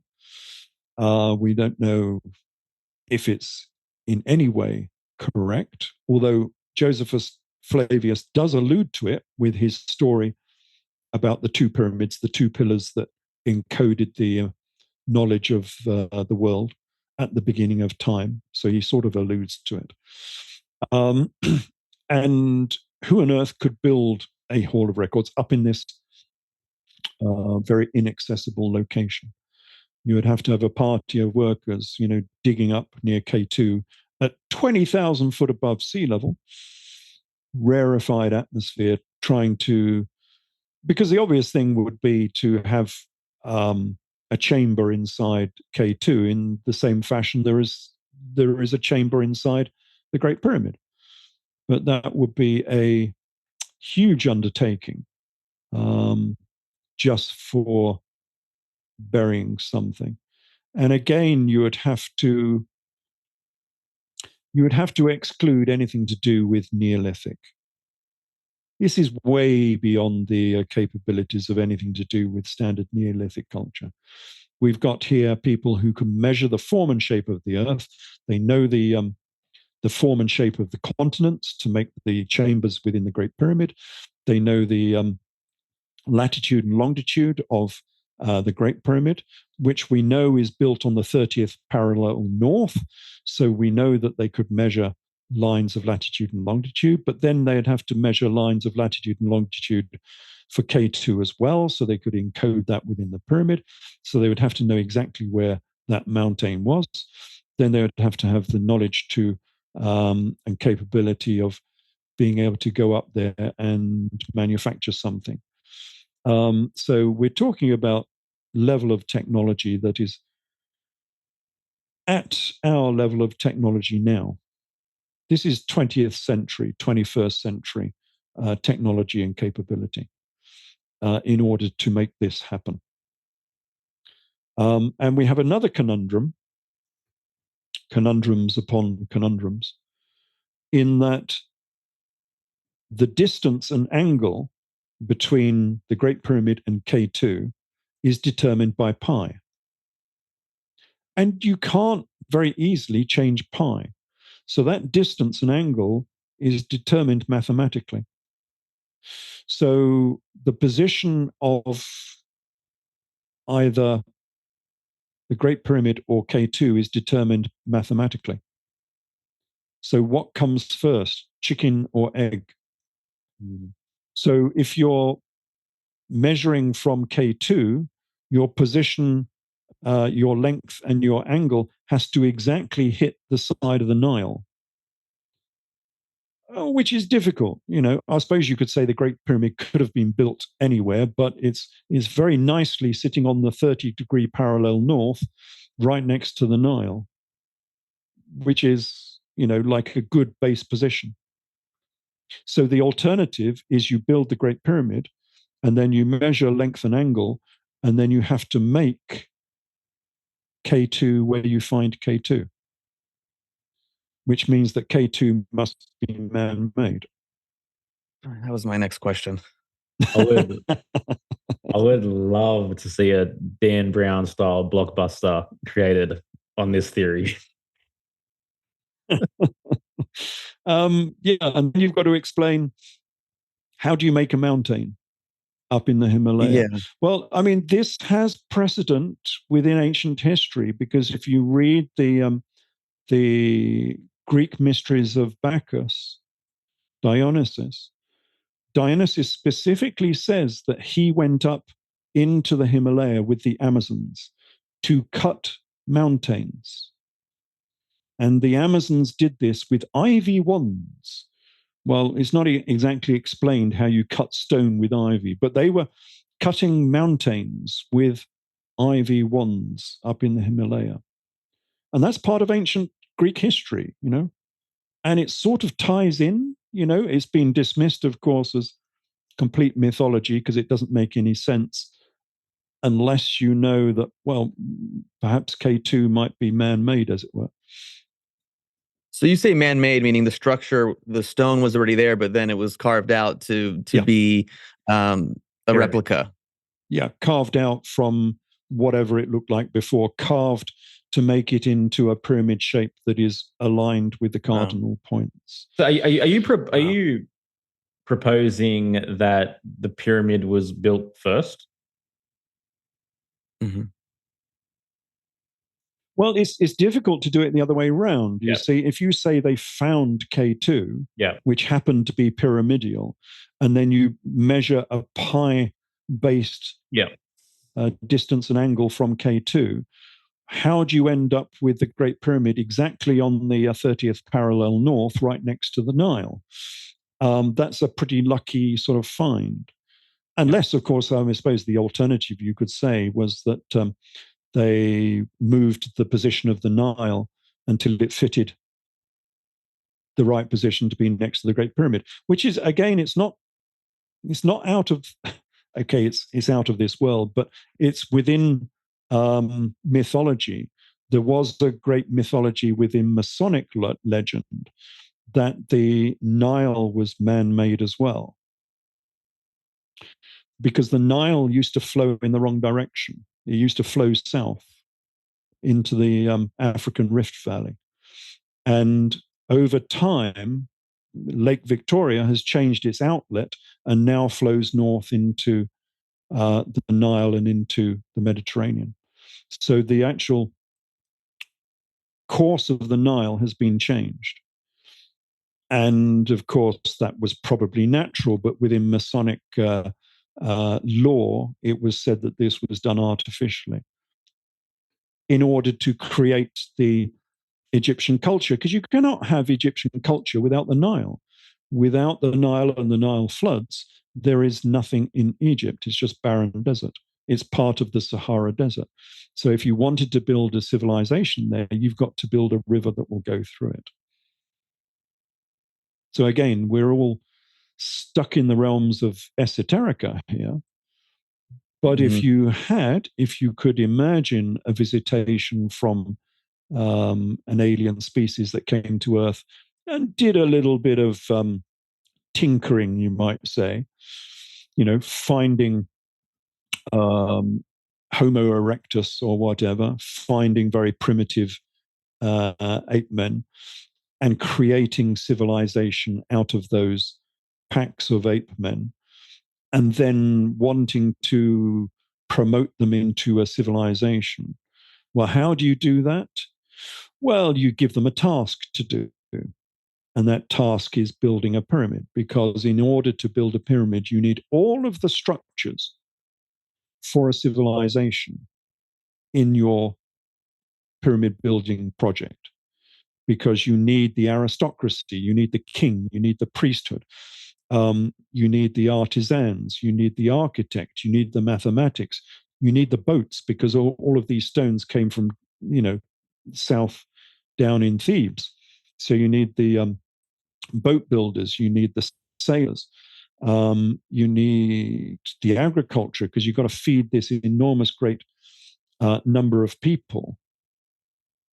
Because ancient civilizations, you had 90% of people involved in agriculture. So there was no spare people left over for doing any grand projects. So now you've got to reduce that down so that agriculture only takes a maximum of 50% of the population, which leaves your other 50% available for creating the rest of civilization and this big building project.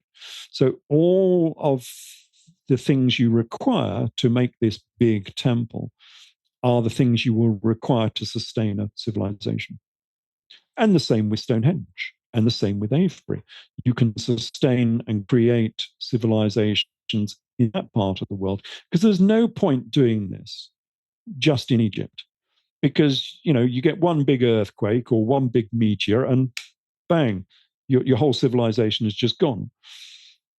So you've got to do this in multiple locations around the earth, because one particular civilization that you've just created may well expire, and I'm sure many of them did. But if you create 20 of them, well, maybe hopefully one of them might actually survive. And that appears to be what has happened, because you find this megalithic era spread all the way around the world. You get it in, Central America. You get megaliths out in places like Korea and Vietnam. I think Vietnam's got it. We have these three stones, dolmens we call them, big three stones with a capstone on the top, very typical of southern Britain. Well, you find those out in Vietnam as well. Is it Vietnam or Korea? No, it might be Korea. Exactly the same. They look exactly the same as a British dolmen, but the other side round the world. So we have this megalithic era in virtually every continent, except for Australia, I think. We really don't find anything in Australia. But apart from that... There's a pyramid in Australia. Yeah, but it's not megalithic, is it? I think it's 3 times as big as Giza, isn't it? I don't know about that one. Is that natural, or is that specifically man-made? I'll have to do a bit more research. I mean, there's a very famous one in Queensland, but that was built in the 19th century. Ralph, would Machu Picchu be considered among that as well? Is that a completely different thing? I don't think it's terribly megalithic. But, Cusco and places like that with those huge megalithic walls, yes, of course, that's megalithic era, because they are so difficult to manufacture. And then you've got, is it Cusco where the quarry is across the valley? So you've got to bring the stones down from the valley and then up the other side of the valley before you can make the construction. There's all of those very, very difficult to construct megaliths around South America and Central America. You see, a lot of the pyramids in Central America are not megalithic. You can make those just with men. They're not megalithic. The only one that you might consider in that region to be megalithic would be Teotihuacan. It's not megalithic, but it's on a megalithic scale. It's mostly made of like mud brick with an enormous layer of plaster over the top of it, which must have been very, very difficult to manufacture. When they said that there's plaster on it, I was sort of imagining, 6 inches of plaster or something to, stop the rain getting at the mud bricks. When I went there, the plaster is 1 meter thick. It's a yard thick. I mean, it's just huge. So there is the possibility that Teotihuacan in Mexico could be considered megalithic of this era. But there are certainly loads in South America that are most definitely megalithic. Yeah. The Australian pyramid we've got definitely is not megalithic. It's 30 meters in height in Queensland. Yeah, but there are alternative theories about potentially. That was made in the 20th century. I think someone made it as a bit of fun. But I mean, there's the great megaliths at Baalbek, Jerusalem. The Temple of Jerusalem is built upon megaliths. Okay, the Temple of Jerusalem would have been much later, but the actual platform it sits on is hugely megalithic. Same at Baalbek. The temple that sits on the top is Roman, but the platform it sits on is hugely megalithic, with the largest stones used anywhere in the world. 1,200 tons, 1,400 tons.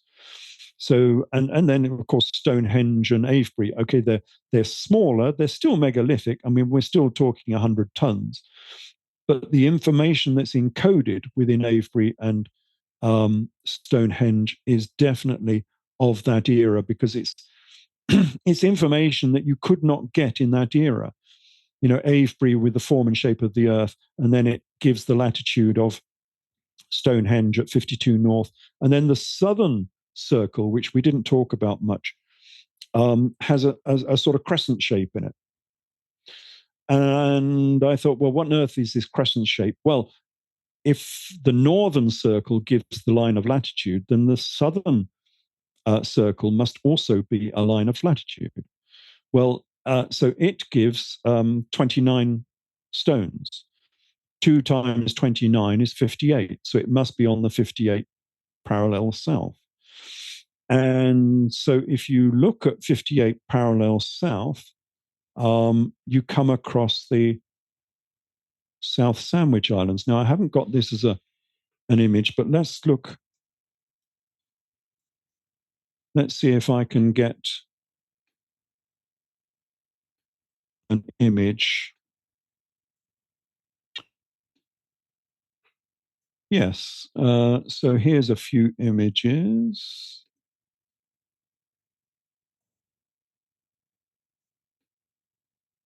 So if I do a screen share with these, so screen share this image. Okay, so now we're looking at the seabed, because this is most of this is under the sea, but the islands poke out the top. On the top left of this, you'll see South Georgia, which is a British island down in the South Atlantic. And then on the right, you'll see this great ring, this crescent shape of islands. Stuck on the front of this tectonic plate, there's a tectonic plate that looks like a finger that comes out of the bottom of South America. And the end of that finger forms a chain of islands. And you can see the islands there. And there's a crescent shape of these islands. Let's zoom in a little bit. Oh, wow. Oh. Yeah, I've put I've put Avebury on it. So there it is without Avebury. So there's the chain of islands. You can see the seabed and the islands poking out the top. Now, that central island is on the 58-degree parallel south. Exactly. The 58 parallel runs through the center of that island. And yet that crescent shape looks like the shape that's inside the southern circle at Avebury. And it's got 29 stones around it. 29 stones times 2 is 58, 58 parallel. So again, if my estimation of that is correct, we're talking about information and technology that should not be available in that era. Going to the South Atlantic, measuring those particular islands, which we did not do until the 19th century sort of thing. Maybe the 18th century, just about we got down there. But you can see the amount of technology you require to get that information. Not available during the megalithic era. So you're talking again, an esoteric explanation. It has to be an intervention from elsewhere or a previous technical civilization. Can't be anything else.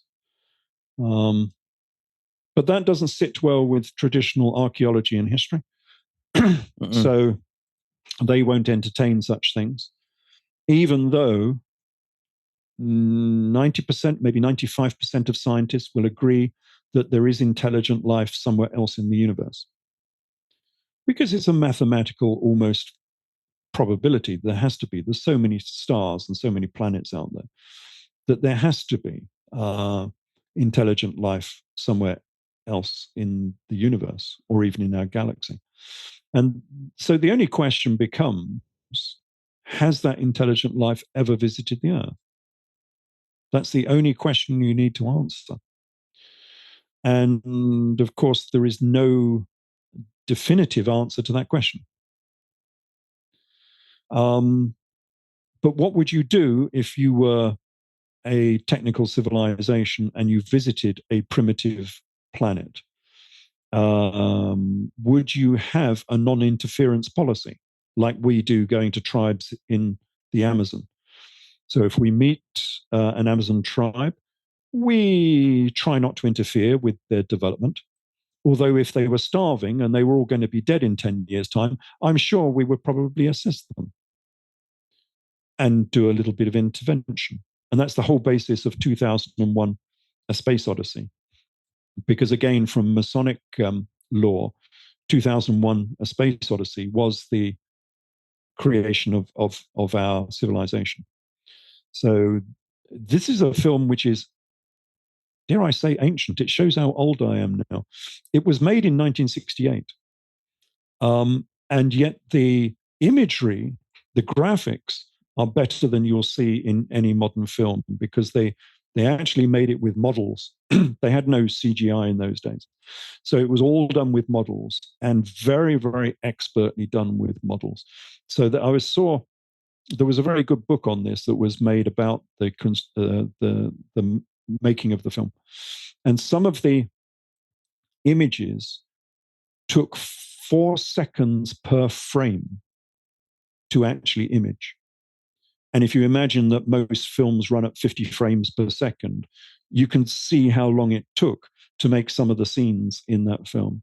Absolutely wonderfully done. But the whole basis of this film is that early man, and they don't have Homo erectus, they've got hominids basically, they've got apes. And the apes are starving and they're going to expire, they're going to die. And so the intervention by an alien species is to help them survive. And so they put an artifact on Earth which teaches them how to survive. It teaches them how to kill, how to eat meat, because they were vegetarians and they needed more protein. And then in a leap of, within 30 seconds in the film, it leaps, 10,000 years, and you end up in the space age.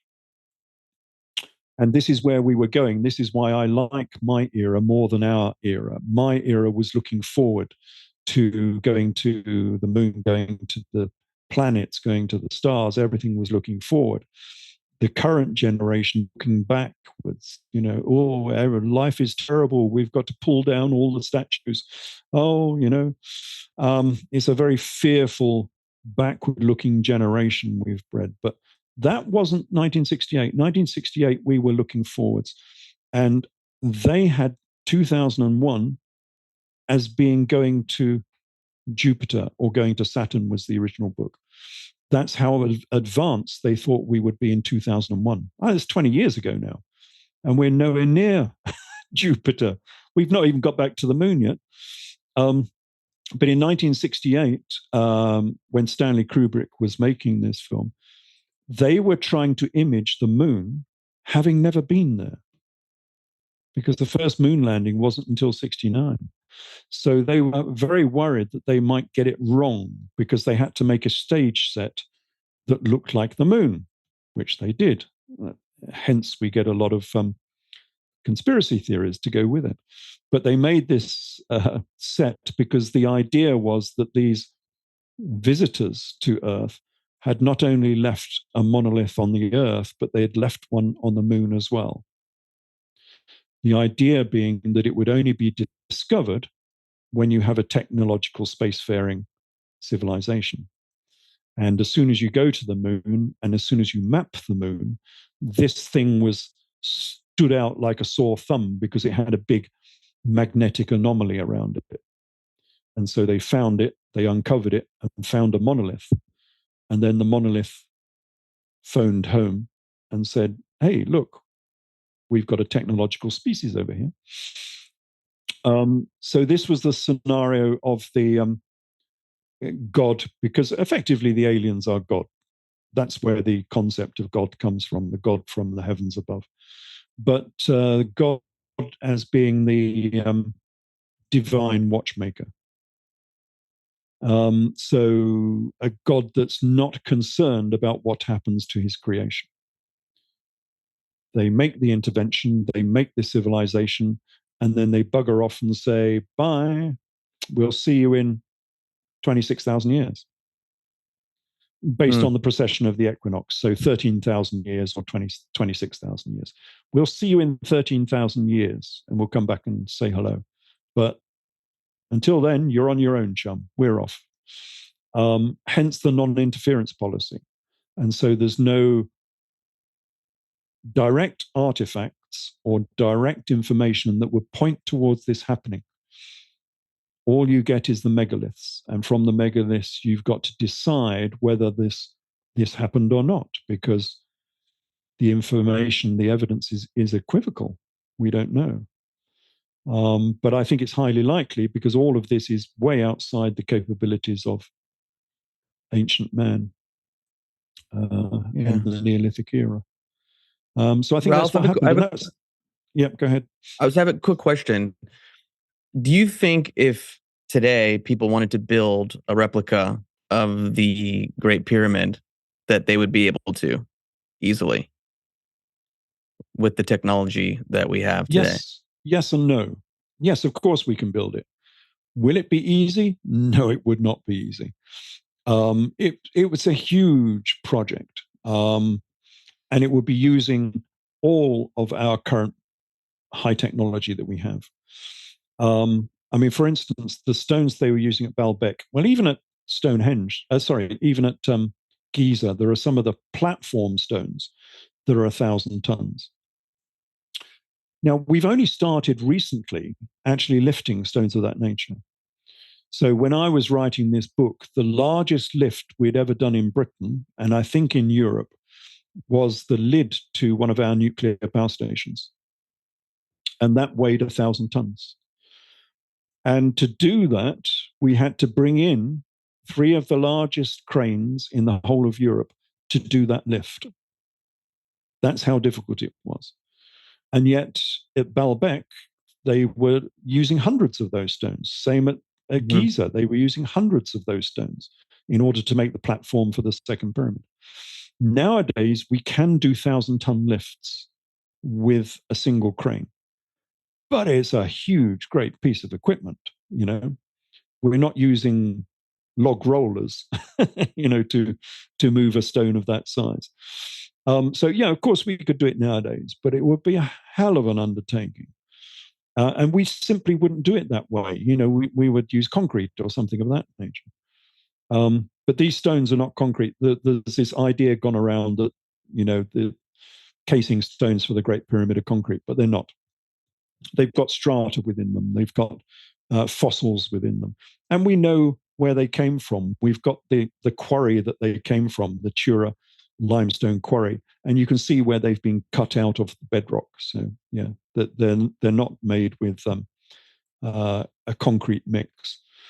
And the accuracy that they were using, I mean, these were perfect. They weren't adze cut. An adze looks like an axe.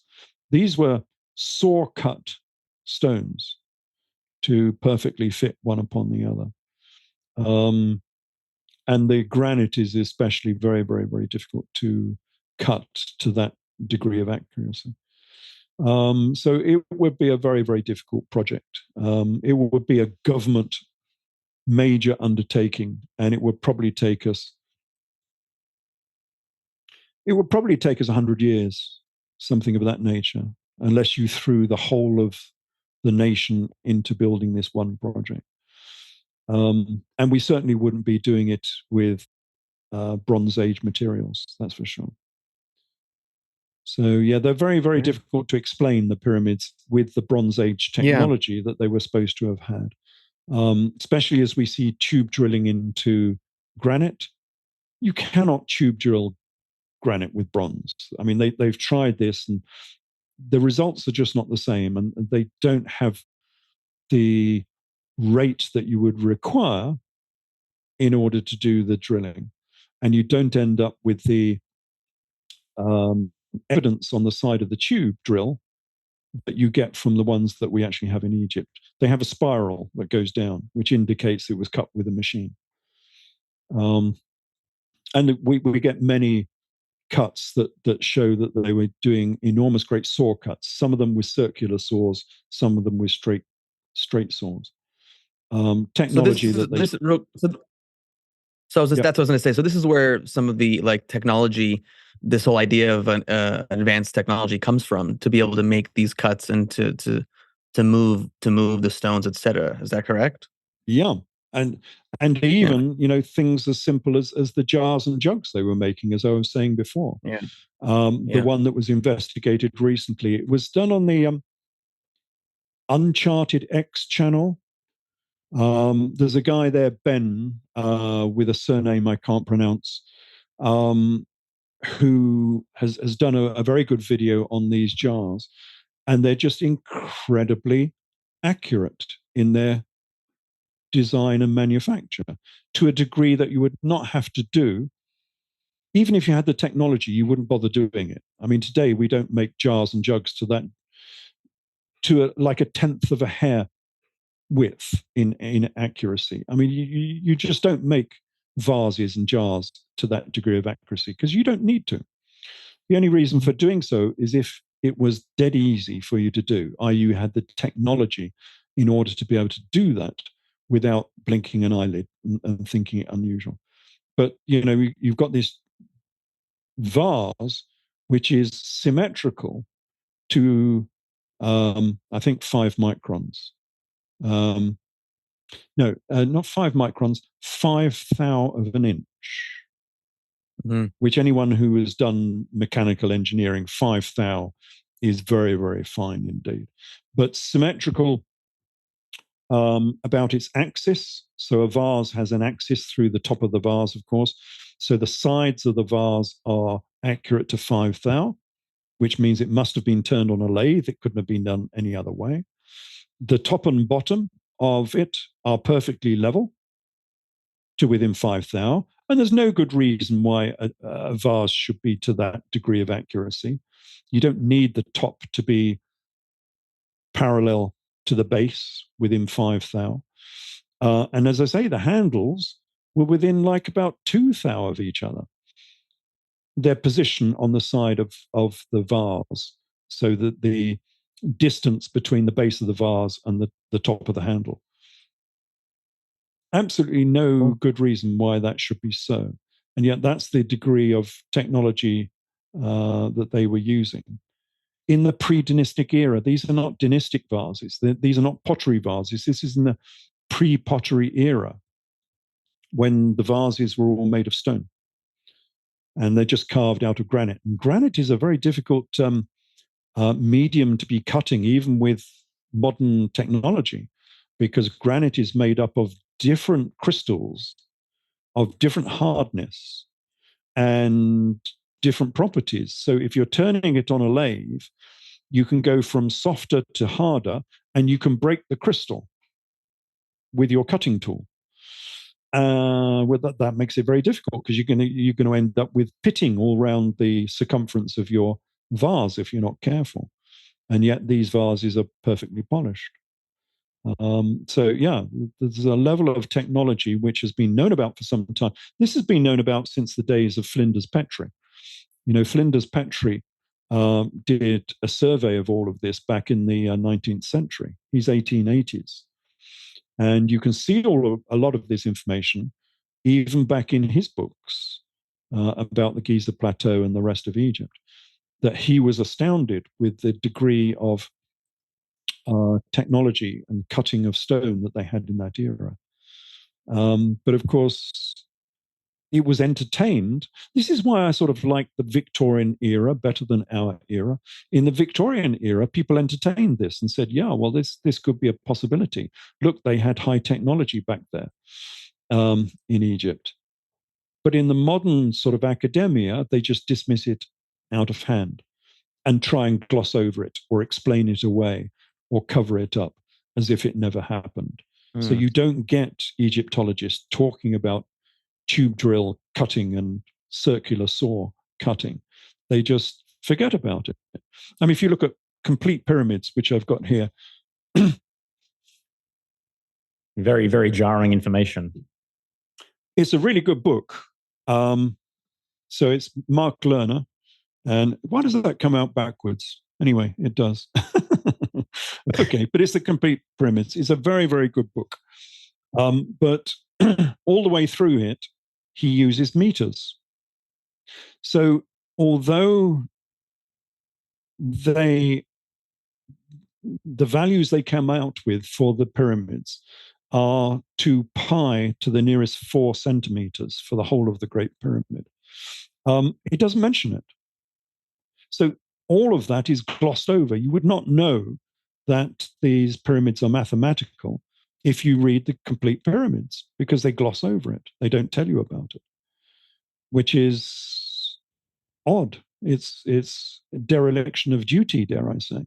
Yeah. that information is obvious. Even if you don't believe it, you should point it out and leave it up to the reader to decide whether they believe it or not. But just to omit it, to use the wrong units of measurement, so you're using meters instead of cubits, and so people cannot see the obvious linkage, is ridiculous. Yeah. And yet that's what they do. So you've got to go to my books and really my books, because I think I'm the first person who's gone so deep into this with all of the measurements of the pyramids and the links between Egyptian metrology and the imperial measurement system. You'll only get that in my books. So you've got to look at Thoth, Architect of the Universe, to get that one. Wild, compelling. Thank you so much for sharing this information, this knowledge, and I'm amazed as to where your research ended up, particularly with the K2 theory. I've got so many questions still, Ralph, but I feel like this will go 5 hours if I was to ask my questions. But I want to address one thing, which we received a few questions about from your first episode as well. I think you mentioned that you were yourself a Freemason and etc. You had a relationship with Freemasonry. And obviously, modern day truth seekers and this conspiracy realm, the moment Freemasonry comes involved, there's, skepticism that comes along with that. So I just wanted to give you the chance to address that and clear anything around that, or your thoughts on those ideas. Yeah, Freemasonry has got a bad rap recently because I suppose, like any secret society, people who are not in the secret society always think there is something untoward about it. But no, it's quite the opposite. If you look at the history of Masonry from the Knights Templar all the way through to Freemasonry, it's the Templars and the Freemasons who were at the heart of the Reformation and the Enlightenment era. Because these are the people who, they were like Gnostics. They wanted, the whole idea of Freemasonry is the 7 sciences, that you can study and question the 7 sciences. That's the very heart of Freemasonry. And so Freemasons were always asking the questions that the Catholic Church would not let you ask. Because within Freemasonry, there is no one religion. There is only one all-powerful God. And if anyone wonders how I can be a Freemason and an atheist, the question is, what do you mean by God? So Freemasons only believe in a superior being. And of course, if you believe in an alien, that is a superior being. So your definition of God becomes rather fluid. And that was the whole point of Masonry. This is why Catholic Church didn't like Masonry, because it was much more ecumenical, do you call it? Yes, it would cover all religions. You can join Masonry as any religion, as a Catholic, a Jew, a Muslim, a Protestant. Everyone is invited into Freemasonry. And so when we came to the Reformation, it was these free thinkers that were behind the Reformation. And it was the Reformation that gave us the Enlightenment, the ability to push back against Catholic dogma. And it was from the Enlightenment that we got the Industrial Revolution. So it's no surprise that, Grand Lodge in London came out in 1717, just after the Reformation era and the Enlightenment. And because of that, everything you see around you, every single piece of technology that you see around you, is here because of the Reformation, because of the Enlightenment era, because of people like Freemasons who would question the Catholic Church and stand up against their dogma. So Freemasonry has been a force for good within modern civilization by freeing up our freeing us from the suffocating control of the Catholic Church. So yeah, it's actually a force for good in the world, and it's not as powerful as it used to be, because it used to be fairly powerful when people used to go to church every Sunday. So they'd go to church on the Sunday and they'd maybe go to lodge on the Wednesday. And it was very much the same sort of meeting that you would go to, but people are not used to that anymore because they don't go to church, and therefore the thought of going to a sort of pseudo church, on the Wednesday or the Tuesday instead of going to church, people don't do it anymore. So Freemasonry is dying within Britain. I think it's stronger in America, but in Britain it's really, really dying. So within our lodge, the average age in our lodge is 80 years old. So our lodge is not going to last more than 10 years, just because, they're all going to die off. We don't have any youngsters coming through. So it's an organization that's lost its appeal, but it's a very ancient, because I think I talked about this in the previous one, that Jesus was a Freemason. Did I talk about this? Yeah, you talked about you proposed like Jesus was tecton, a unique term, Freemason. Yeah, he was a tecton, so he was in a philotecton, which was a Freemason. So it's an organization that goes back through the millennia, through Judaism, through the United Monarchy, back into Egypt, and it's supposed to be based on the original pyramid builders, of course. They were the original architects, with the pyramid builders, so it's supposed to be built upon that era. So yeah, I don't know if that answers all of the questions you were looking for. No, I appreciate your answer, and I appreciate people's general idea being challenged as well. And again, it's up to our audience to, I guess, come up with their own answers. It's up to them. Sure. But if you look at it, the thought that Freemasonry controls the world is not really valid. It's had a lot of input in the world, as every organization does. Every organization wants to have their views put forward within politics and religion. And so obviously they put forward theirs. But the thought that Freemasonry controls the world is stretching things a little bit. But their campaign for the Reformation was obviously successful. But it was a hard-fought thing. It didn't come for free. It wasn't guaranteed that the Reformation would actually succeed. It ended up with the 30 Years' War was caused by the Reformation, the 30 Years' War in mostly in Germany. And they say that in Germany, half the population died during the 30 Years' War. That's how close a run thing it was between the forces of the Protestant Church and the Catholic Church. So there was no guarantee that this little exercise would actually come to fruition.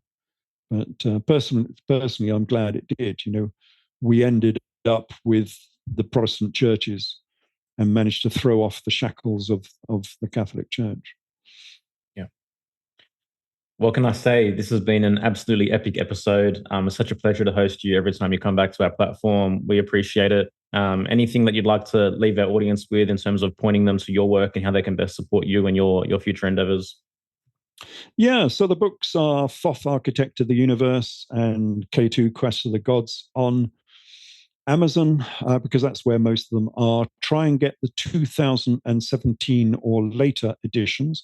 There are some old editions floating around, and there are some at exorbitant prices. I don't know why. Mine are not that expensive. I think mine are only about $7 or $8 or something. They're fairly cheap. I think $10 for the printed version and about $4 for the ebooks. So those are the books. The Facebook site is probably the most active. That's ralph.ellis.144. If you type that in for Facebook, you'll find me. That's fairly active. I've got a lot of posts on that, all very interesting. And what else do we have? Yeah, I do have these on a YouTube channel. So my YouTube is just Ralph Ellis. And you search for a red and gold phoenix as being the thumbnail. And those are my videos. So I've got a few of those up. So yeah, come to Facebook and join the conversation. It's fairly active. I normally get a lot of comments on my Facebook site.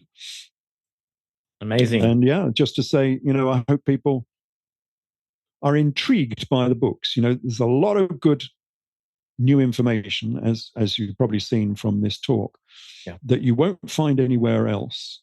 And it's all from original texts and from original measurements, So you can believe it or not believe it, but it's all very thought-provoking material, that's for sure. Yeah, that's why we love having you on, Ralph. Even our Jesus and the Biblical Stories episode was one of our most popular ones. And just, again, the decades of research and how you present your material, just always enjoy having conversation. And we shoot for 2 hours and it ends up getting closer to 3 hours as usual. So thank you again for coming on. Yeah, my pleasure. Guys, thanks for listening. We'll see you next time. Take care. Smoking mirrors, I'm seeing through the illusion. Waking up in a time, they think you're in a delusion. Somebody set the alarms, cause they be too busy snoozing. I'm in a DeLorean, fast forward in evolution to a place where we can share our confusions. Yeah, 450 BC, I'm sharing tea with confusion.